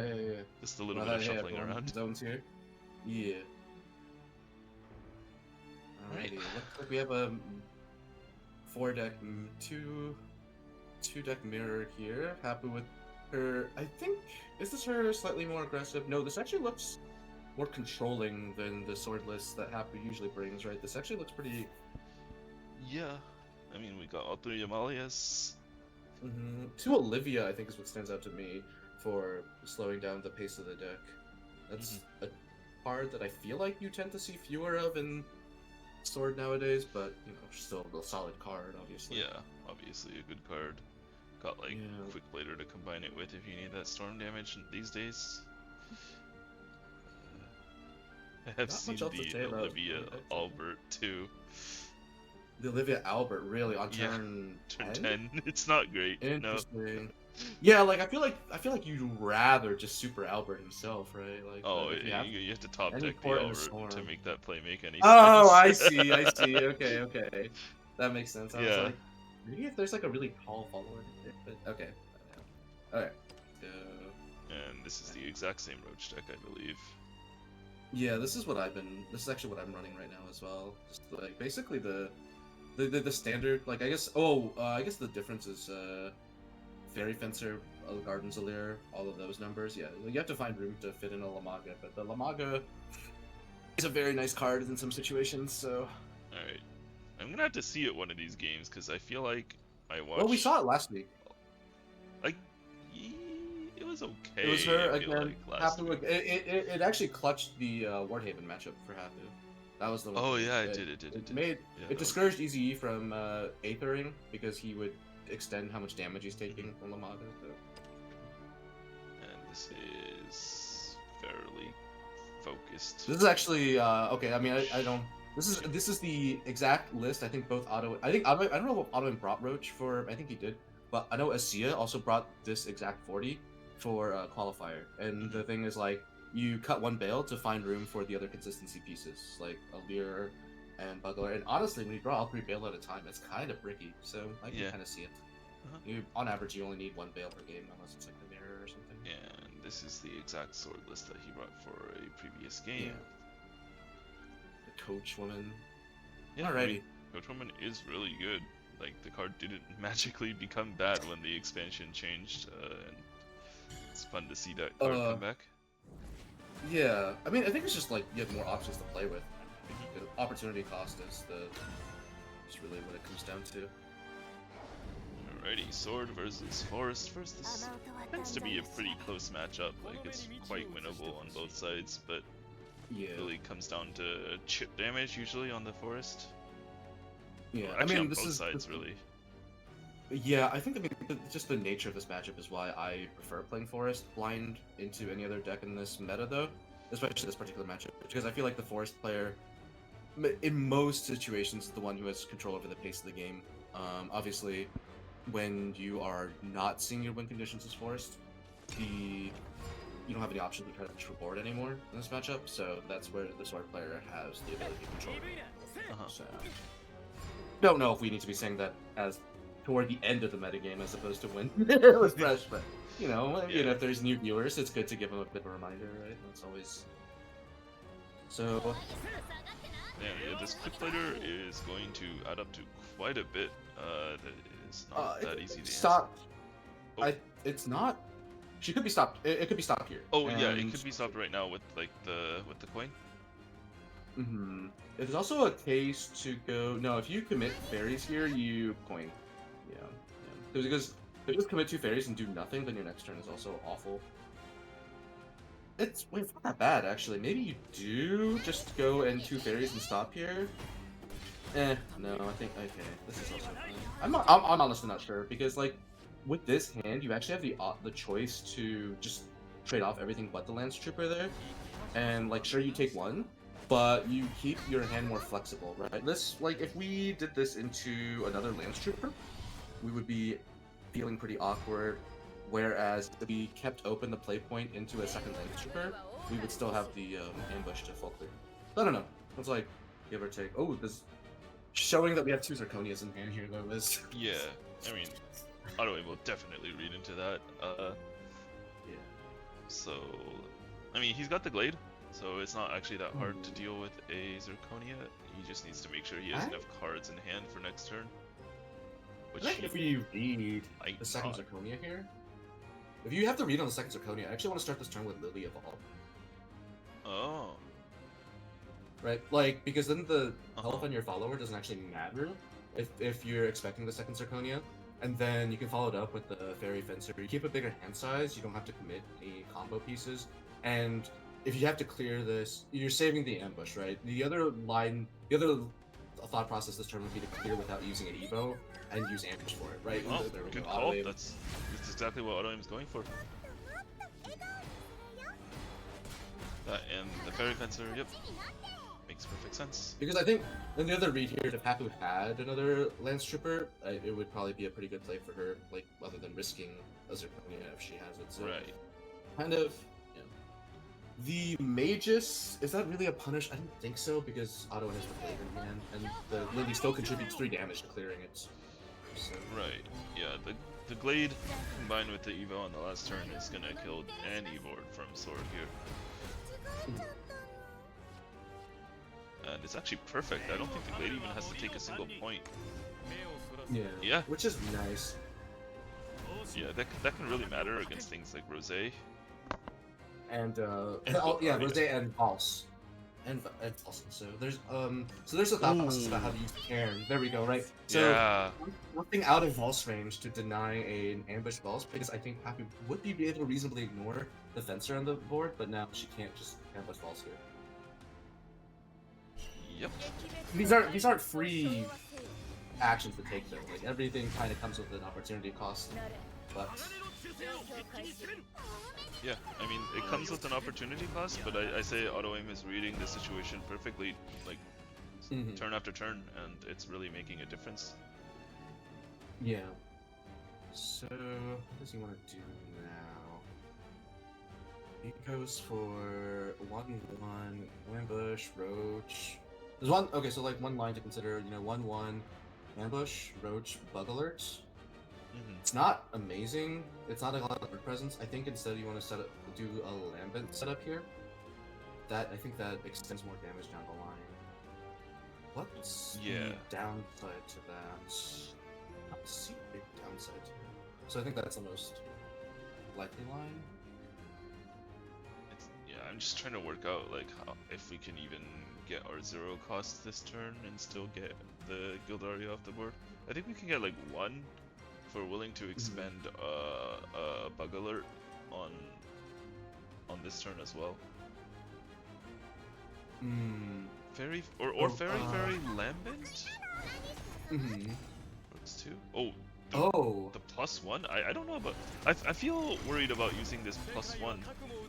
But wow, Auto-Aim is really going for something here. Yeah. Oh. Okay. I don't love going for this because it uses the +1 and the what is it? And the bounce. And it didn't develop a Lambent. This is gonna push Hapu into I think is this still lethal with a Carbuncle top deck? I don't think so, because he doesn't have the bounce. I don't believe it is, yeah. Oh, the second Roach is interesting, but like let's see, how much not lethal there. Like, can Auto-Aim leave everything on this board and still be okay? I think the answer is no. No, the answer is definitely no. There's 16 on the board, yeah. So he has to find a clear. A Lily would be really good for Auto-Aim here. The ideal draw. Right, so I think he has to fuse. He has to draw? Yeah, I think so. Or he might consider cashing a Roach to clear out the Zirconia. Can he do that without using up too much?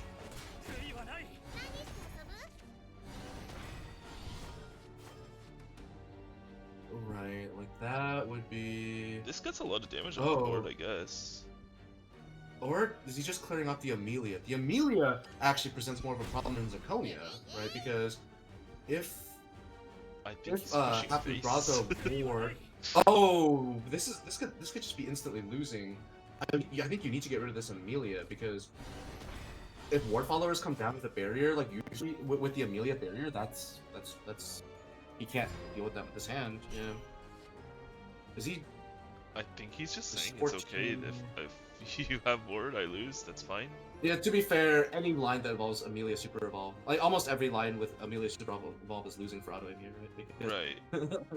And in fact, Hapu could even, if Hapu wanted, she could fish for the. Because she's got to read into what auto aim's hand could be. Definitely. She could fish for the Albert off that Amelia right now. Is but that better than just Amalia Super Evo face then? That I think she might be spooked into it. And there it is. Oh yeah. I forgot the Magus counts because the Magus is your bailout in that situation, right? But yeah, it is not as good. But I think she might suspect that auto aim has Bail Roach in his hand or something. Surely that's impossible. That would be like you've seen, like or some kind of May setup. Yeah. Like, but I think the Amalia I think is better because you know like 5 of the cards in auto aim's hand and that's right. That's what I was gonna say. Like you know that like 4 of the cards are definitely fairies and deep woods, and then I mean one of the cards has to be Roach, right? And then like you don't know like 1 or 2 cards. How bad can they be? Yeah. I mean the just massive board really made it really hard for auto aim to find a convincing plan, but I kind of get where auto aim was coming from this place. Like his hand did not have the resources to go long. You kind of have to cut the game short from that spot. So. Right. Yeah. It all made sense. It just didn't work that time. Ooh, very low card draw again from auto aim. No Roach in either player's hand yet, so that means we have a game afoot. Right, this is like the one matchup where if they actually had Roaches in the mulligan, we would still see them in their hand right now. Yeah. Okay, so I have a spicy idea where if I see it's Abyss, I'll combo keep the Roach, but not solo keep though. Abyss. So like specifically, like are you doing this for aggro or for? It's like blind. It's a ladder. It's a ladder con. So it's blind keep. And the idea is that no matter which version of Abyss, now, no matter which version of Abyss, it comes down to their game plan is going to come down to like if they can push damage with Aragabi Evos and other forms of self damage. So I feel like most likely I lose if I don't see the Roach early enough in that matchup. I can also lose by Blitzking, but right, yeah. There's a lot of other ways to lose to like the more aggressive mistakes. All right. Anyways, we have a lot of damage being pushed here by auto aim. Yeah, this is gonna make it hard for Happy to develop her staff, and I think she's gonna have to go for the ambush is a really nice draw for Happy this turn. Heron Fairy into ambush will be a full clear, and I think she can't. Doesn't make sense for her to pop the Karen here because the Sperry on the backswing for auto aim will always be able to clear. Right. So let's see. Yeah, I mean this is a clear this turn, but it's an expensive one, right? It burns all of your cheap cards, and next turn you're probably just Godwooding and doing nothing else. Yeah, but I think the problem with not using the ambush this turn is that you're going to take 3 more damage, you're still locked into using Glade next turn. And I think Glade isn't a card that you're happy about playing. Like, you know, like, it draws 2 and clears the board, but compared to other ways to develop your game plan, it's way worse, right? So auto aim has locked into developing tempo rather than give Hapu breathing room here. But of course, he also has a very nice setup for Godwood Staff on the next turn. Yeah, exactly. I was gonna say that he kind of like chose not to play the Godwood, but it makes perfect sense because I mean, you don't draw a card up the Godwood. Oh wow! Wow, that's even better. Yeah, this is the May top deck is just so nice. I would make just play a fairy here. I think playing a fairy is pretty free, you know. I think being that 1 point wider it matters so much though. Like even if this gets gladed out, it's like it's better to get this gladed than for Hapu to go for like her own wide board development with a Lily. And just deterring that or mitigating how many fairies she can develop along with that, I think is worth the Mei. Because I think Mei gets you that much value in this matchup for the most part. I don't know. I think. I mean, in this exact situation, she would be really good. But it's the cost of an Evo, right? Like it's nothing that he can't solve without it.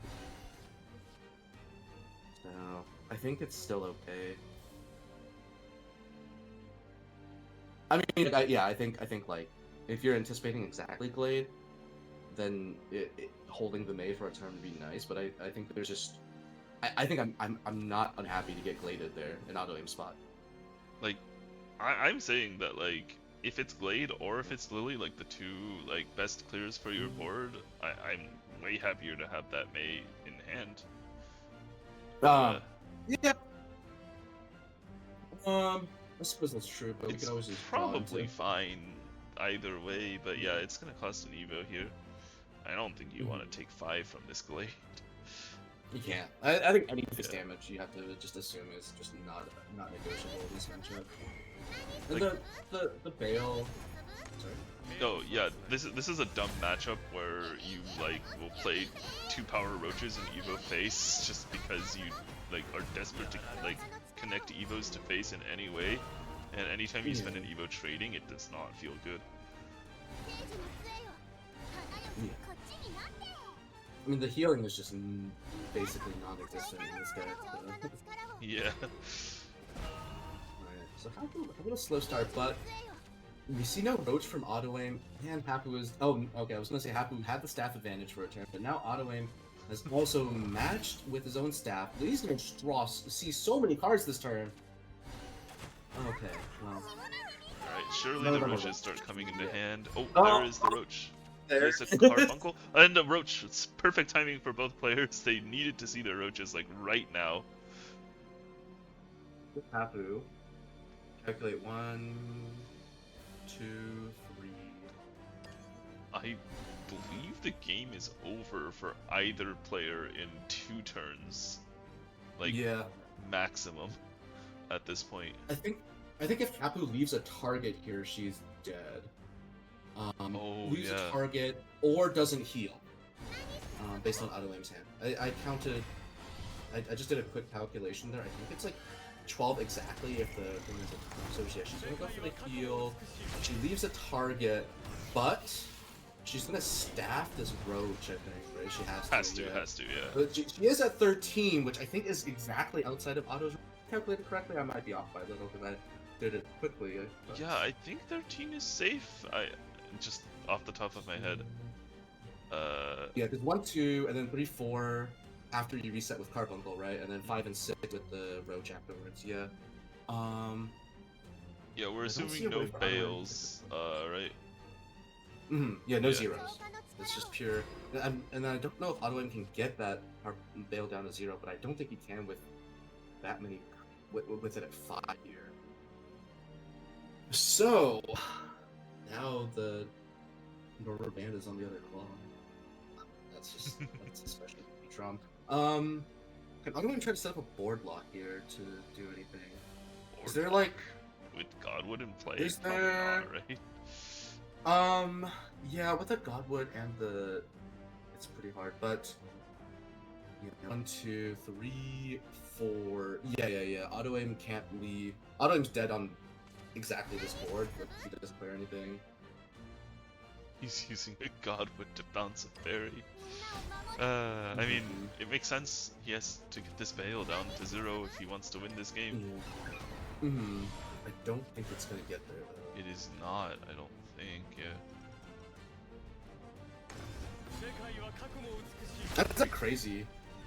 Okay, it's just that one turn of him not having auto aim being behind on the hand development. Put him in the spot here. Right. Look, he was so far ahead, but it's when you draw the roach that matters. Yeah, there we go. So that one The one health. Yeah, I mean he ropes, but I don't fails think it to matters. finish I it. assume It- Habu has it. Has a lethal here. Yeah. Yeah. She the extra play points and the buff. You guys 1, 2, 3, 4. She has 4, 5. Super evolved and +1. Yeah. Wow, that is a quick end to the match. Yeah, we've had a lot of 2-0s today. Feels like. Yeah. Whew. Let's. I felt like the game ended while I was trying to calculate what the numbers were, but yeah. Yeah, Autoimmune knows. Autoimmune already did the math. Hopper already did the math. Only the silly casters up here who have other things to talk about haven't done the math. Hey, I was mathing for both players. Yeah.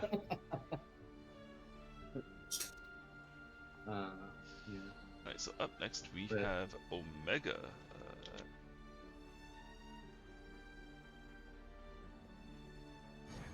Oh, never mind, he's already in. Yeah, Autoimmune had a rough day. It happens to everybody. Sometimes you're just like a turn short, a damage short. Actually, I think it's the worst feeling in the Roach Mirror is when you finally draw your remote and you're like, okay, Yeah, I have, this is my, and you can look at your hand, and your opponent heals exactly outside of your range and punches you to their range, and it's like, yeah. oh, I can't do anything now. Yeah, because it's not like there's that much you can do to like put more damage onto the board from like fairies and stuff, and it's not like there's not much more you can do to like, I don't know, like out resource your opponent. Yeah. It's just like, you know, it all comes down to roaching, and you need to actually draw the roach to do it. Right.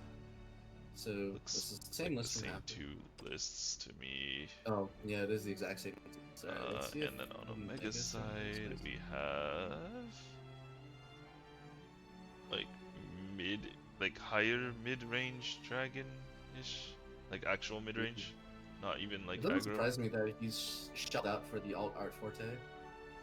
Yeah, really doesn't. Well, how many Genesis dragons is that? Is it just the one? Just the one, yeah. Yeah, it is one.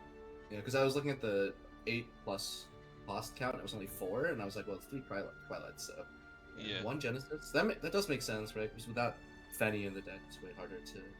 Right, like a second Genesis doesn't do nearly as much. Yeah, this looks pretty standard. I really hate this deck when they just forte me in the face when I'm playing Forest. Like, I don't know what else to expect from them after that. And this is a pretty normal looking sword deck. Yeah, the one of Urias is probably the standouts. Yep, one of Urias, one of Saria, one of Hound, one of Grimnir. One of Grimnir, I feel like is pretty normal as a one of. Yeah. You just want to see him for the grindier matchups, and when there's matchups where he's useless. One of Quick Plater is a bit low nowadays. But yeah. it's fun. But, okay, let's give our players to go ahead whenever they feel like it. Unless you have some addendums here. No, we're good. Alrighty. First I up, want to rush to greatness. Sword versus Dragon. So Sword versus Dragon. this I was don't know the what to expect from this matchup. Mid-Dragon, right? Yeah. Yeah, I mean, I feel like Forte is kind of the ace card in this. Like, if there's any card that has a slightly harder time dealing with, well, Vouse specifically outs Forte pretty well. Right. Yeah, and with no blade in the deck, you can't push Forte to 6. Yeah, but I feel like, Vouse checking is not bad, right? If they don't have the Vouse, game over, and that kind of also simultaneously means that Vouse is like worth his weight in gold for the court player. He sure is. That wasn't even meant to be a pun on the rarity. I just. All right. So. A pretty common situation at Sword, right? You got the Prim and the Lance Trooper, and you're trying to figure out which one.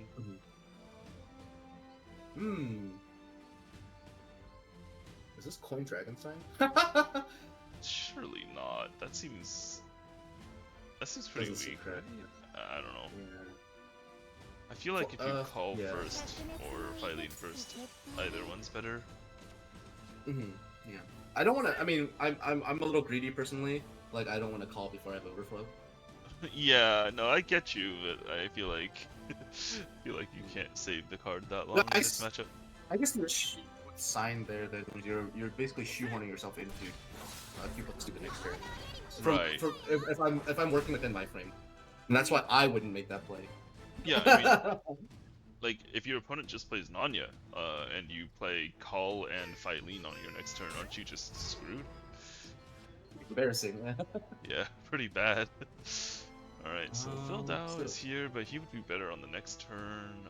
Maybe you like just Dragon Sign this turn, and the next turn you like Phil Dao Call or something, or Merman. What if Dragon Sign this turn and then just Merman next turn? Yeah.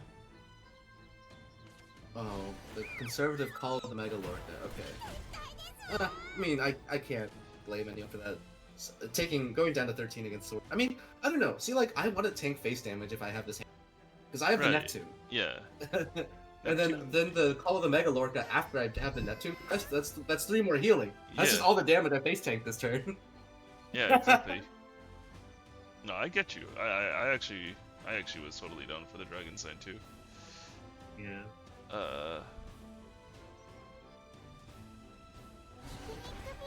So yeah, let's get this Nanya down, because the Nanya really does shut down most good plays next turn.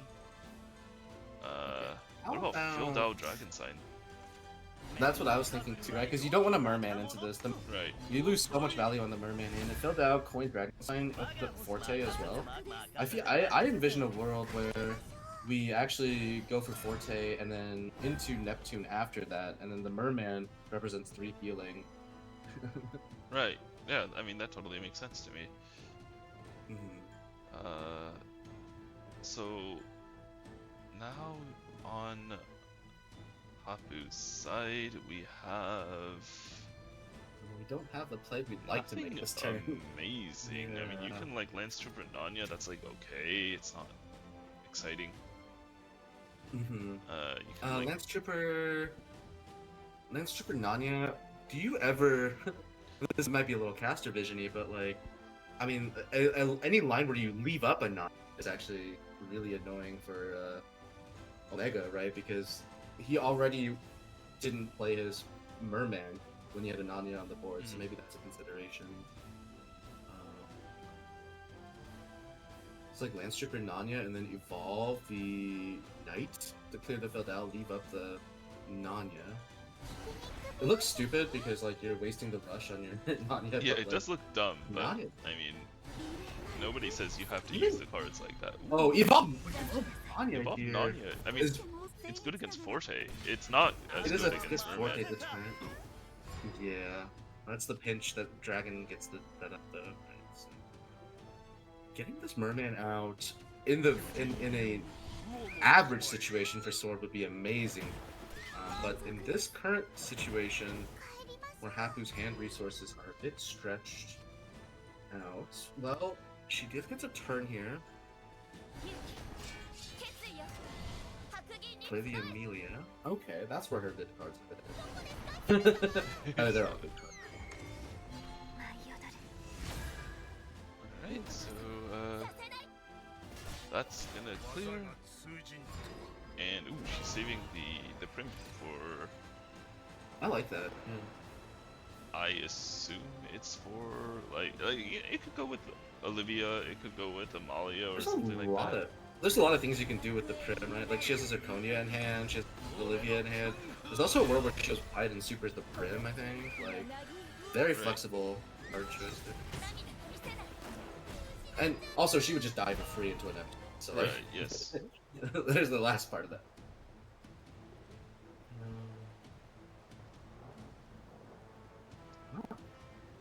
So now, man, Neptune is so fat. Like, it's an 8/8 on Super Evo, and then like you have a bunch of 2/2s behind it. Like this card is crazy.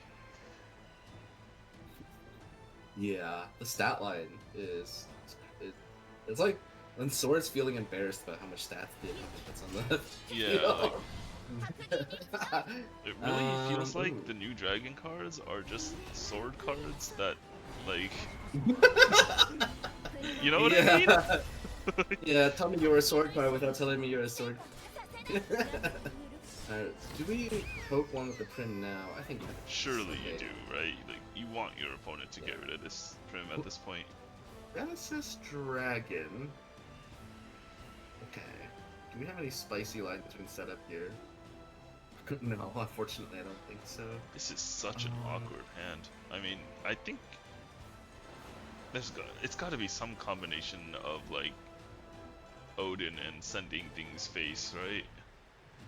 Like, 9 damage on the board. What if you go hit in with 1 Mega Lorca, super the next one, and then okay, I was gonna go. I would go for a little bit of a crazier line here, and go with and just use the 2 Mega Lorcas to get rid of Nanya, and just go face with a Forte. Because I think we're in scamming the game territory. I think so too. I mean, Omega's opted for the clear, but his hand is Forte Genesis. Yeah. Like, what clear? Like, you have to top deck a Twilight next turn to be in the game, I feel like.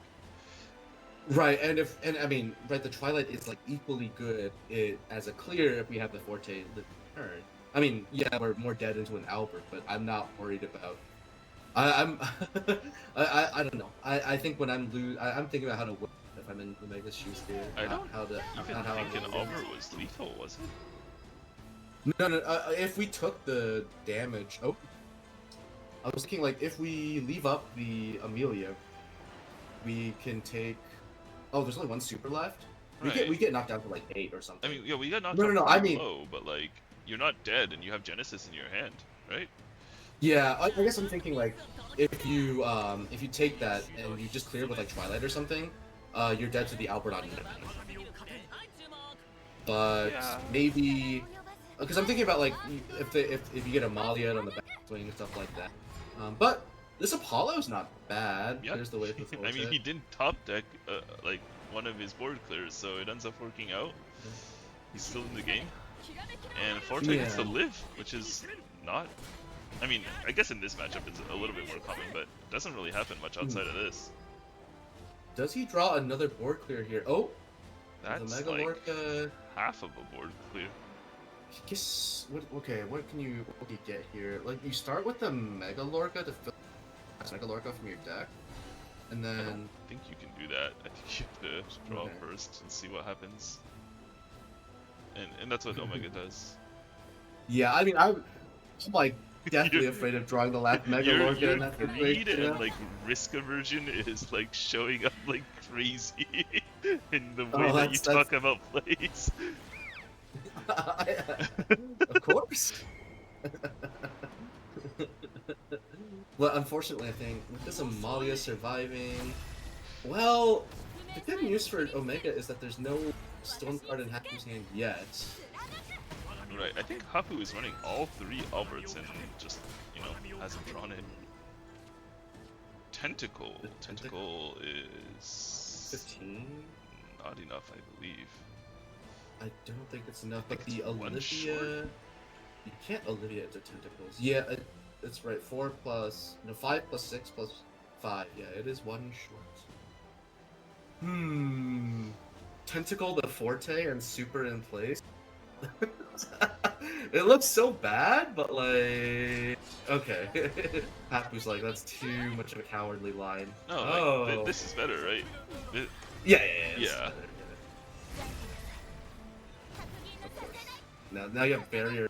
Now you have barrier to Amalia. Wait, like that's like never before seen. Yeah, I never get to this point in any games. Right, Burnight would have been good, but that's a barrier to Amalia. Well, yeah, because you can't get rid of the barrier. Yeah, because it's behind the words. Before you drop the Burnight. Yeah. Oh no. And in fact,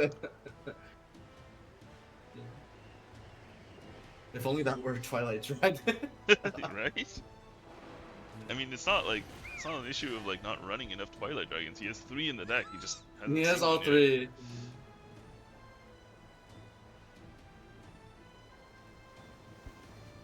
I mean, right, and the Amelia has Ward as well. This just kind of comes back to like that turn where he decided to go full trade, and I don't know, his hand is doing nothing because it was Forte Genesis Dragon, and even though he did actually top deck quite well, like several turns in a row, he has drawn cards that help him answer the board. It is just not going to be enough, I don't think. Actually, Gildaria for Gildaria's exactly full. Exactly, yeah, enough. Yeah, that's really funny. Yeah.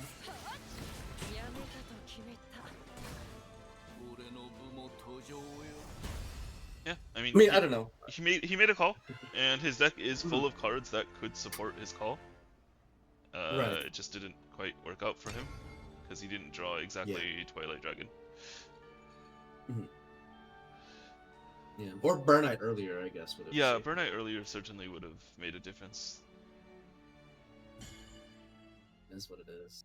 Amelia showing the power of the barrier. Yeah. And we're gonna see Dragon into Forest. This is definitely Forest favor, but I don't think it's like out of the picture for Dragon to take this. Like Forte is still a card that commands a lot of respect, and it's pretty hard to play into like a Forte into Neptune like tempo switch on you.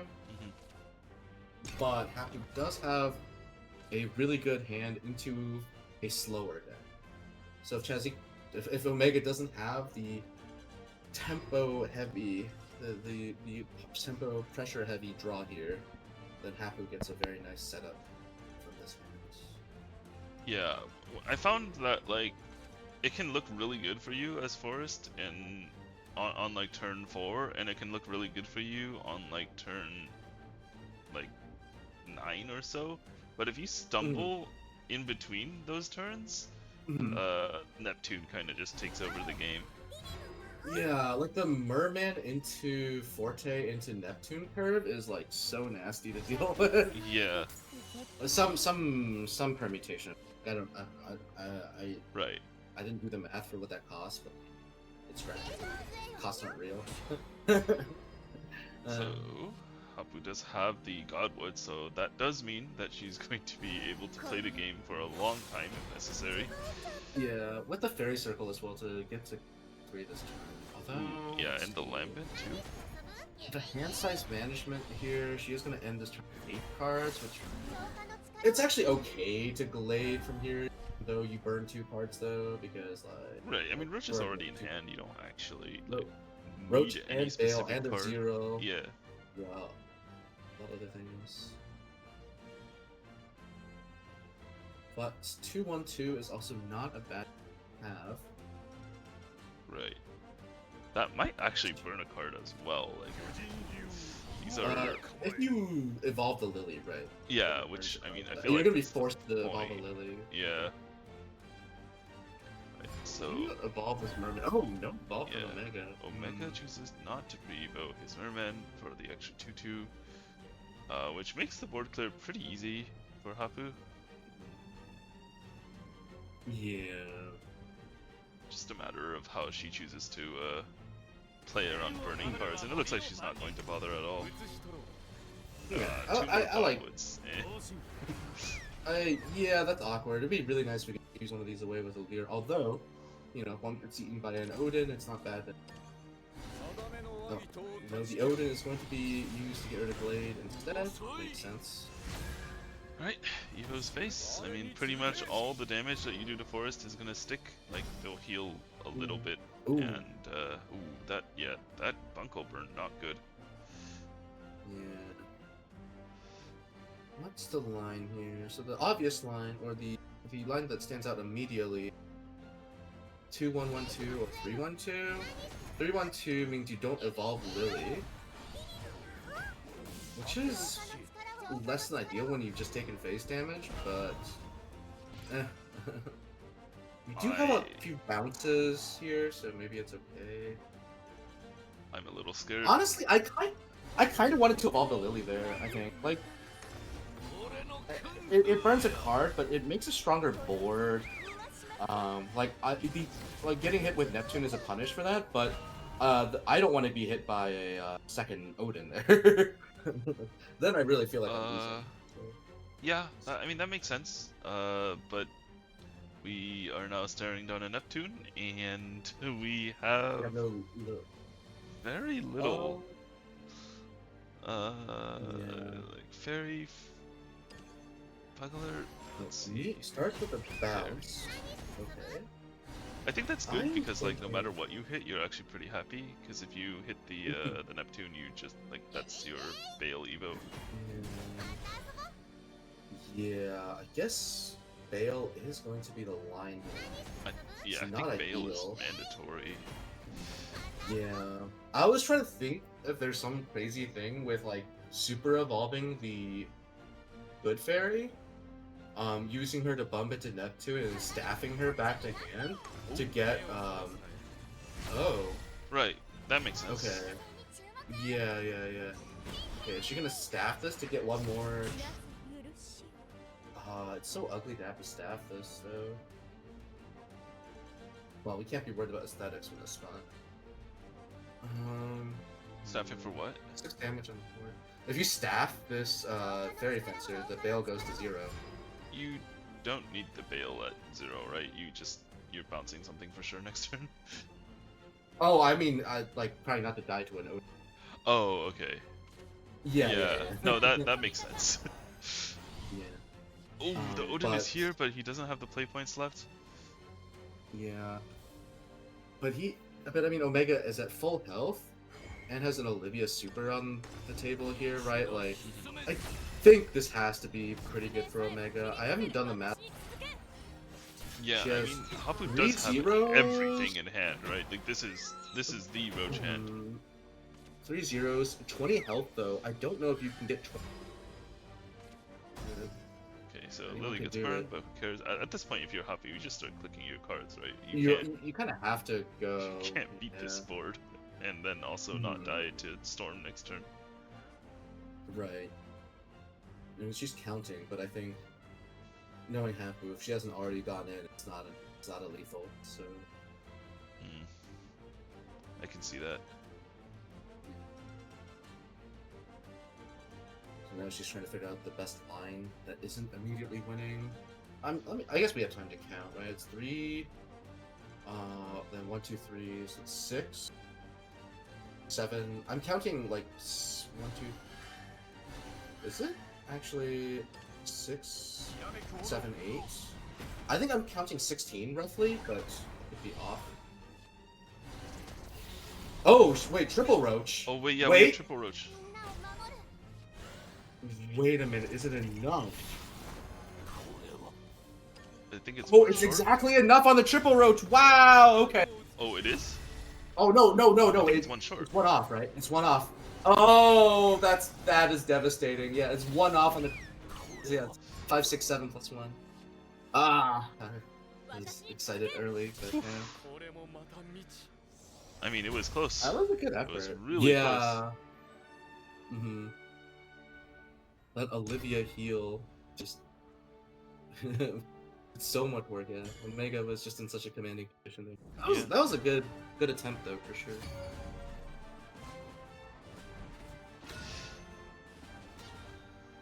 But I feel like it comes down to a few small things, right? Like that, like going for the Lily evolve there, something I would have liked, although I guess, you know, butterfly effect. I don't know if it was the Lily evolve so much as the playing Lily at all. I feel like playing Lily at all might have been a little bit of a bait there. As it leaves you like any hand as Forest without any Lily, any Glade is just like asking to be rolled over by any like Merman or Neptune, right? Neptune, or even just like a 4. Like I think, I don't remember the exact hand. We are on to game 3 now. Sorry. Right. Yeah. Oh, immediately looking at this hand from Hapu, this is the kind of hand where if I get it, you know, in like my GP run or something, I feel nervous about what the outcome is gonna be. Yeah, I mean, like, sure, we have. Oh, go ahead. Oh yeah, you have a lot of good plays for quite a few turns, but like, if you continue to draw cards that look like the cards already in your hand, you definitely lose. Yeah, I mean, Hapu has like a turn or 2 to see a staff. That is the bailout here.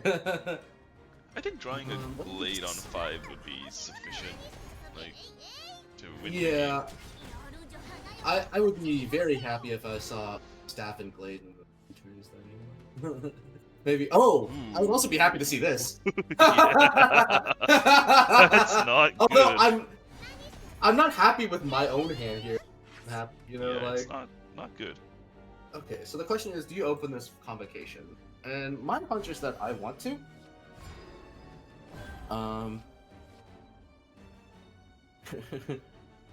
Because like the question of opening it or not comes down to like board space stuff. But if against sword specifically, you're always going to be able to do your combo plays here. So. Okay, so we did see Hapu develop one less fairy last turn just to make sure that there's enough resources to combo 3. like Probably a good call, given that the next draw is also Bale. It's like a full clear using Lily and Ambush.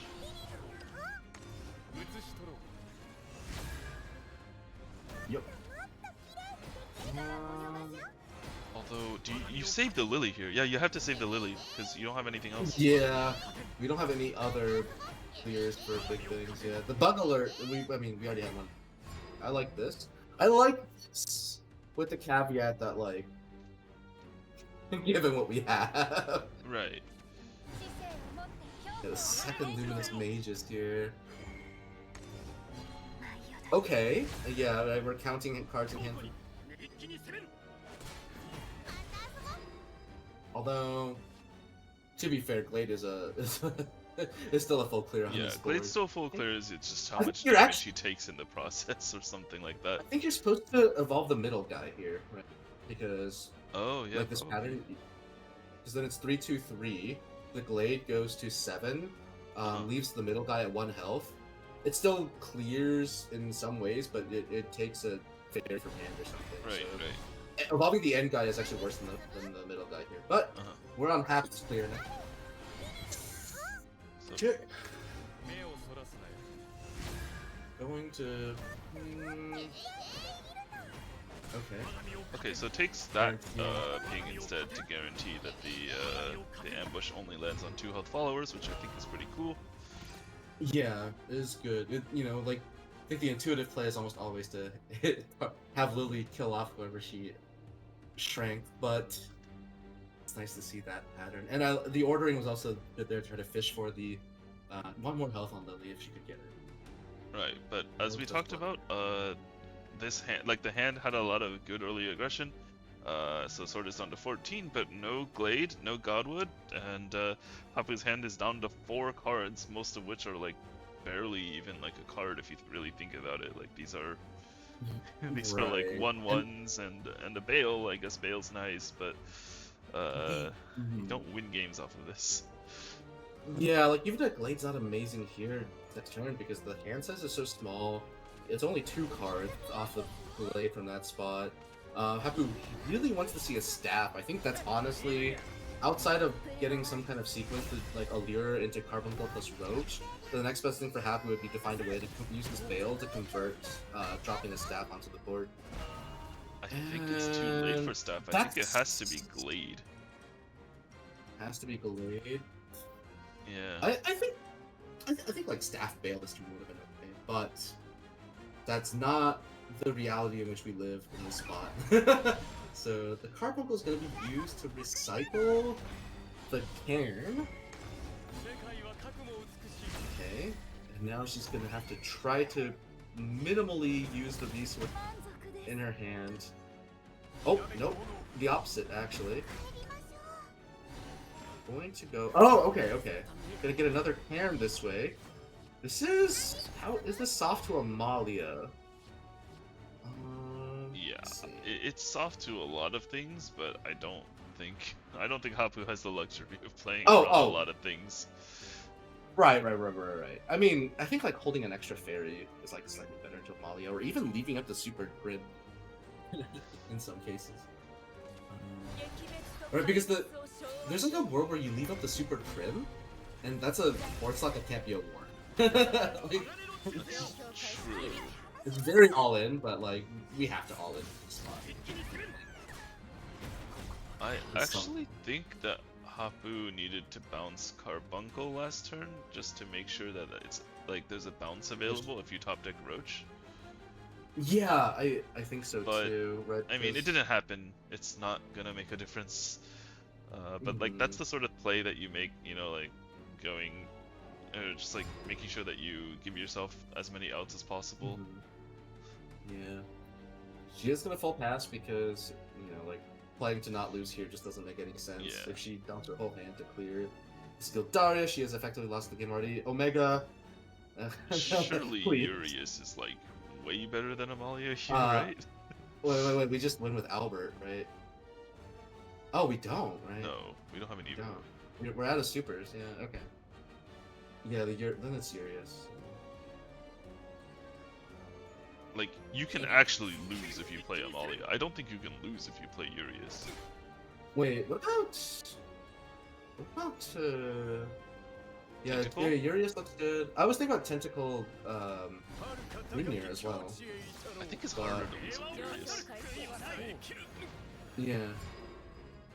Oh wait. Because, like, you can't even roach, right? Like, It's true. yeah. Either way, Hafu's didn't have any of this, and Omega cleans it up. Wow.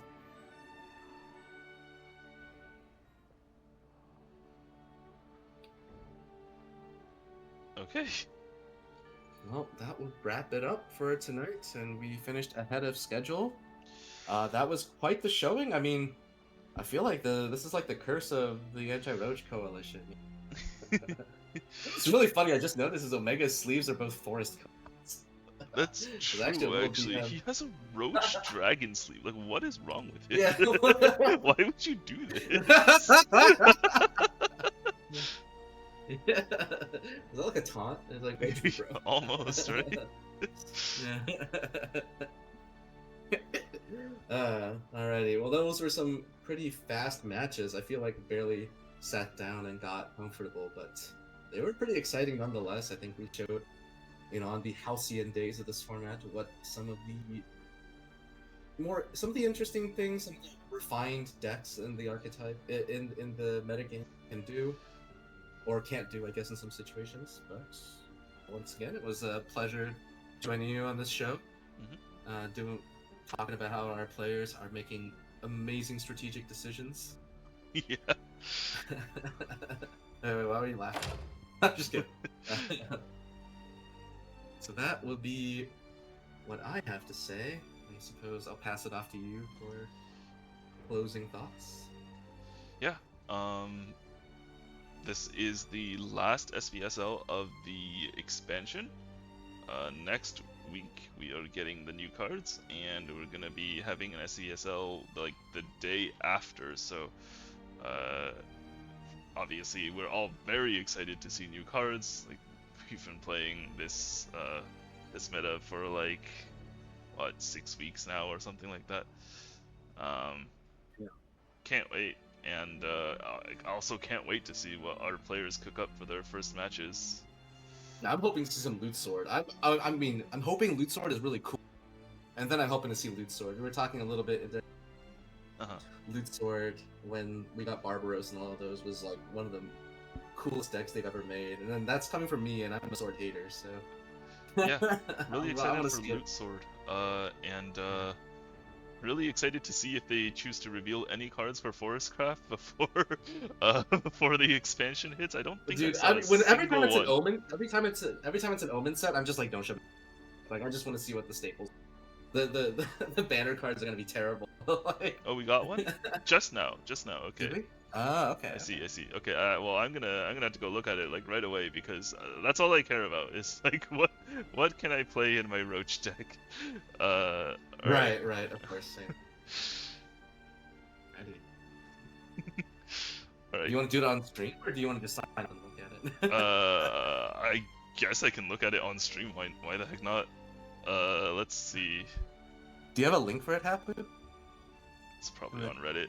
I think I see it. It's a gold card. It costs 9 play points. It's a Oh no. 4/6 rush ward. When it comes into What? play, summon a copy of this and give it -0, -1. So you summon -0, a -2. 4/6, a 4/5, a 4/4, a 4/3, a 4/2. Oh. Interesting. So it's like Forest Alexander?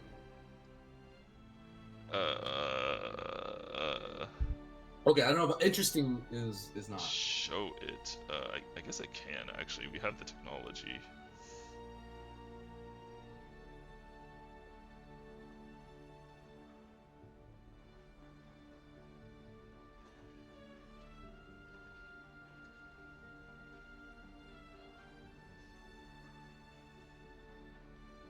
Actually, do we have the technology? Hang on.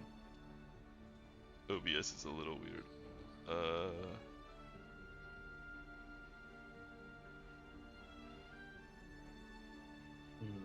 I guess I could just do a desktop stream.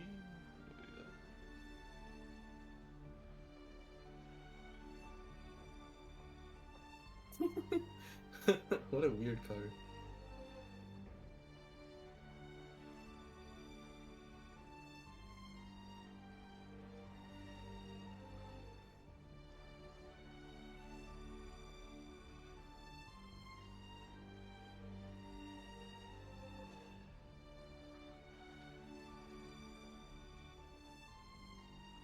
The heck? Changing scene is hard. I agree. I don't have the scene set up for this.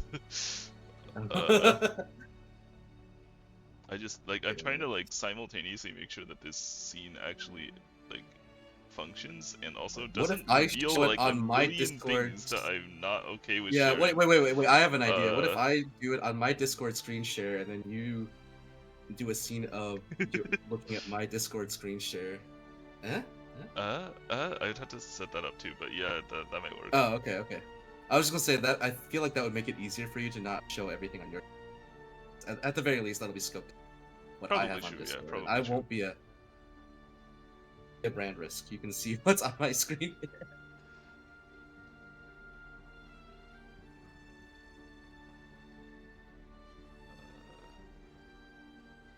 Pop that out, and then okay, I have 10 tabs open right now, 10 windows. So give me a moment. Take your time. Let's not do that one, and then let's do that one.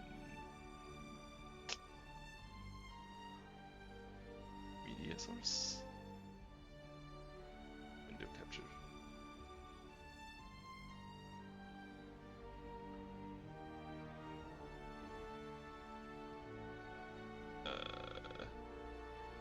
This one? That's probably fine. OBS. Oh wait, no, not like that. Not like that either. Wait, what is going on, dude? Alright, unpop out. Which window is it? Okay, it's that window. Unpop out. Wait, no, that was the right window. I'm going to. I give up. This is so stupid. Alright, mode issue. This is the window. Open that. Then open that.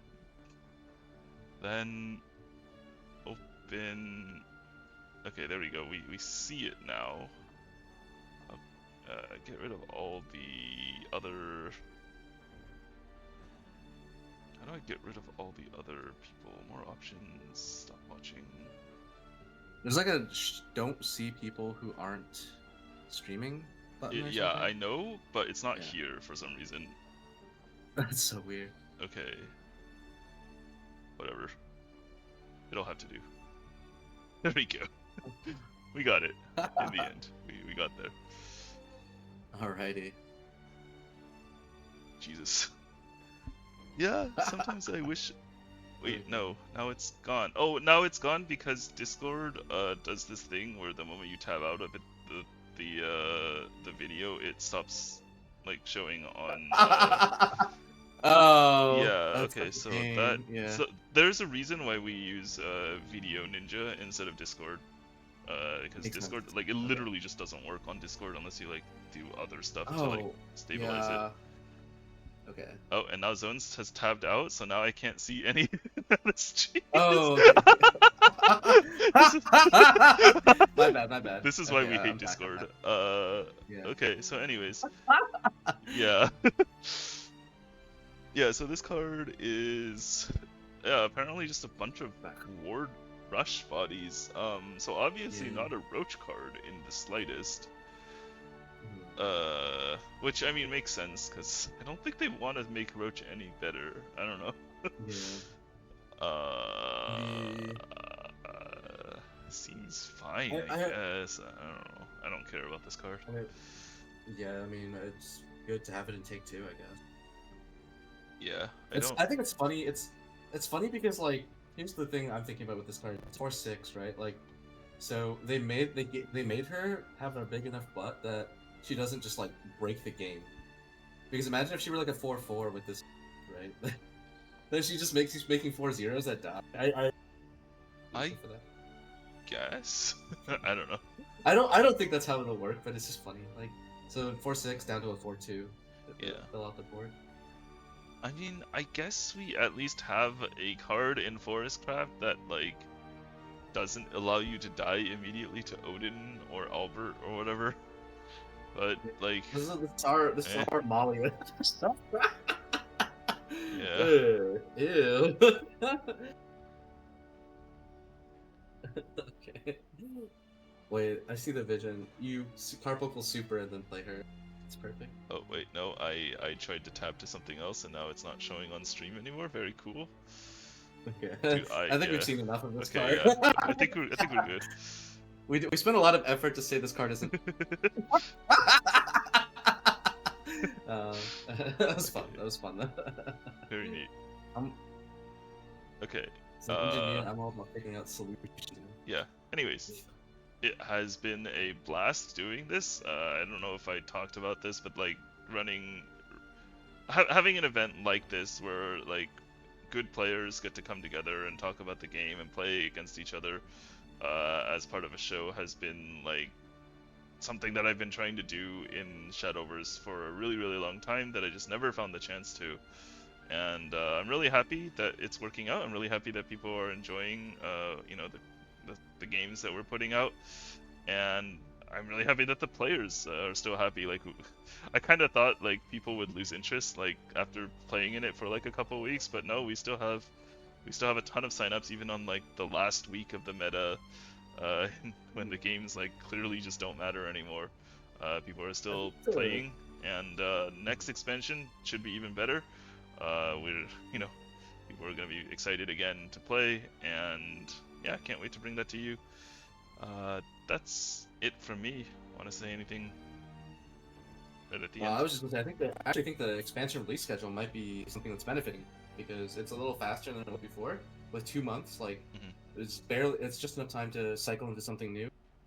But you know, I'm always excited to be here. I think it's like the players always something new. I think you see metagame choice to bring Warhaven all the time.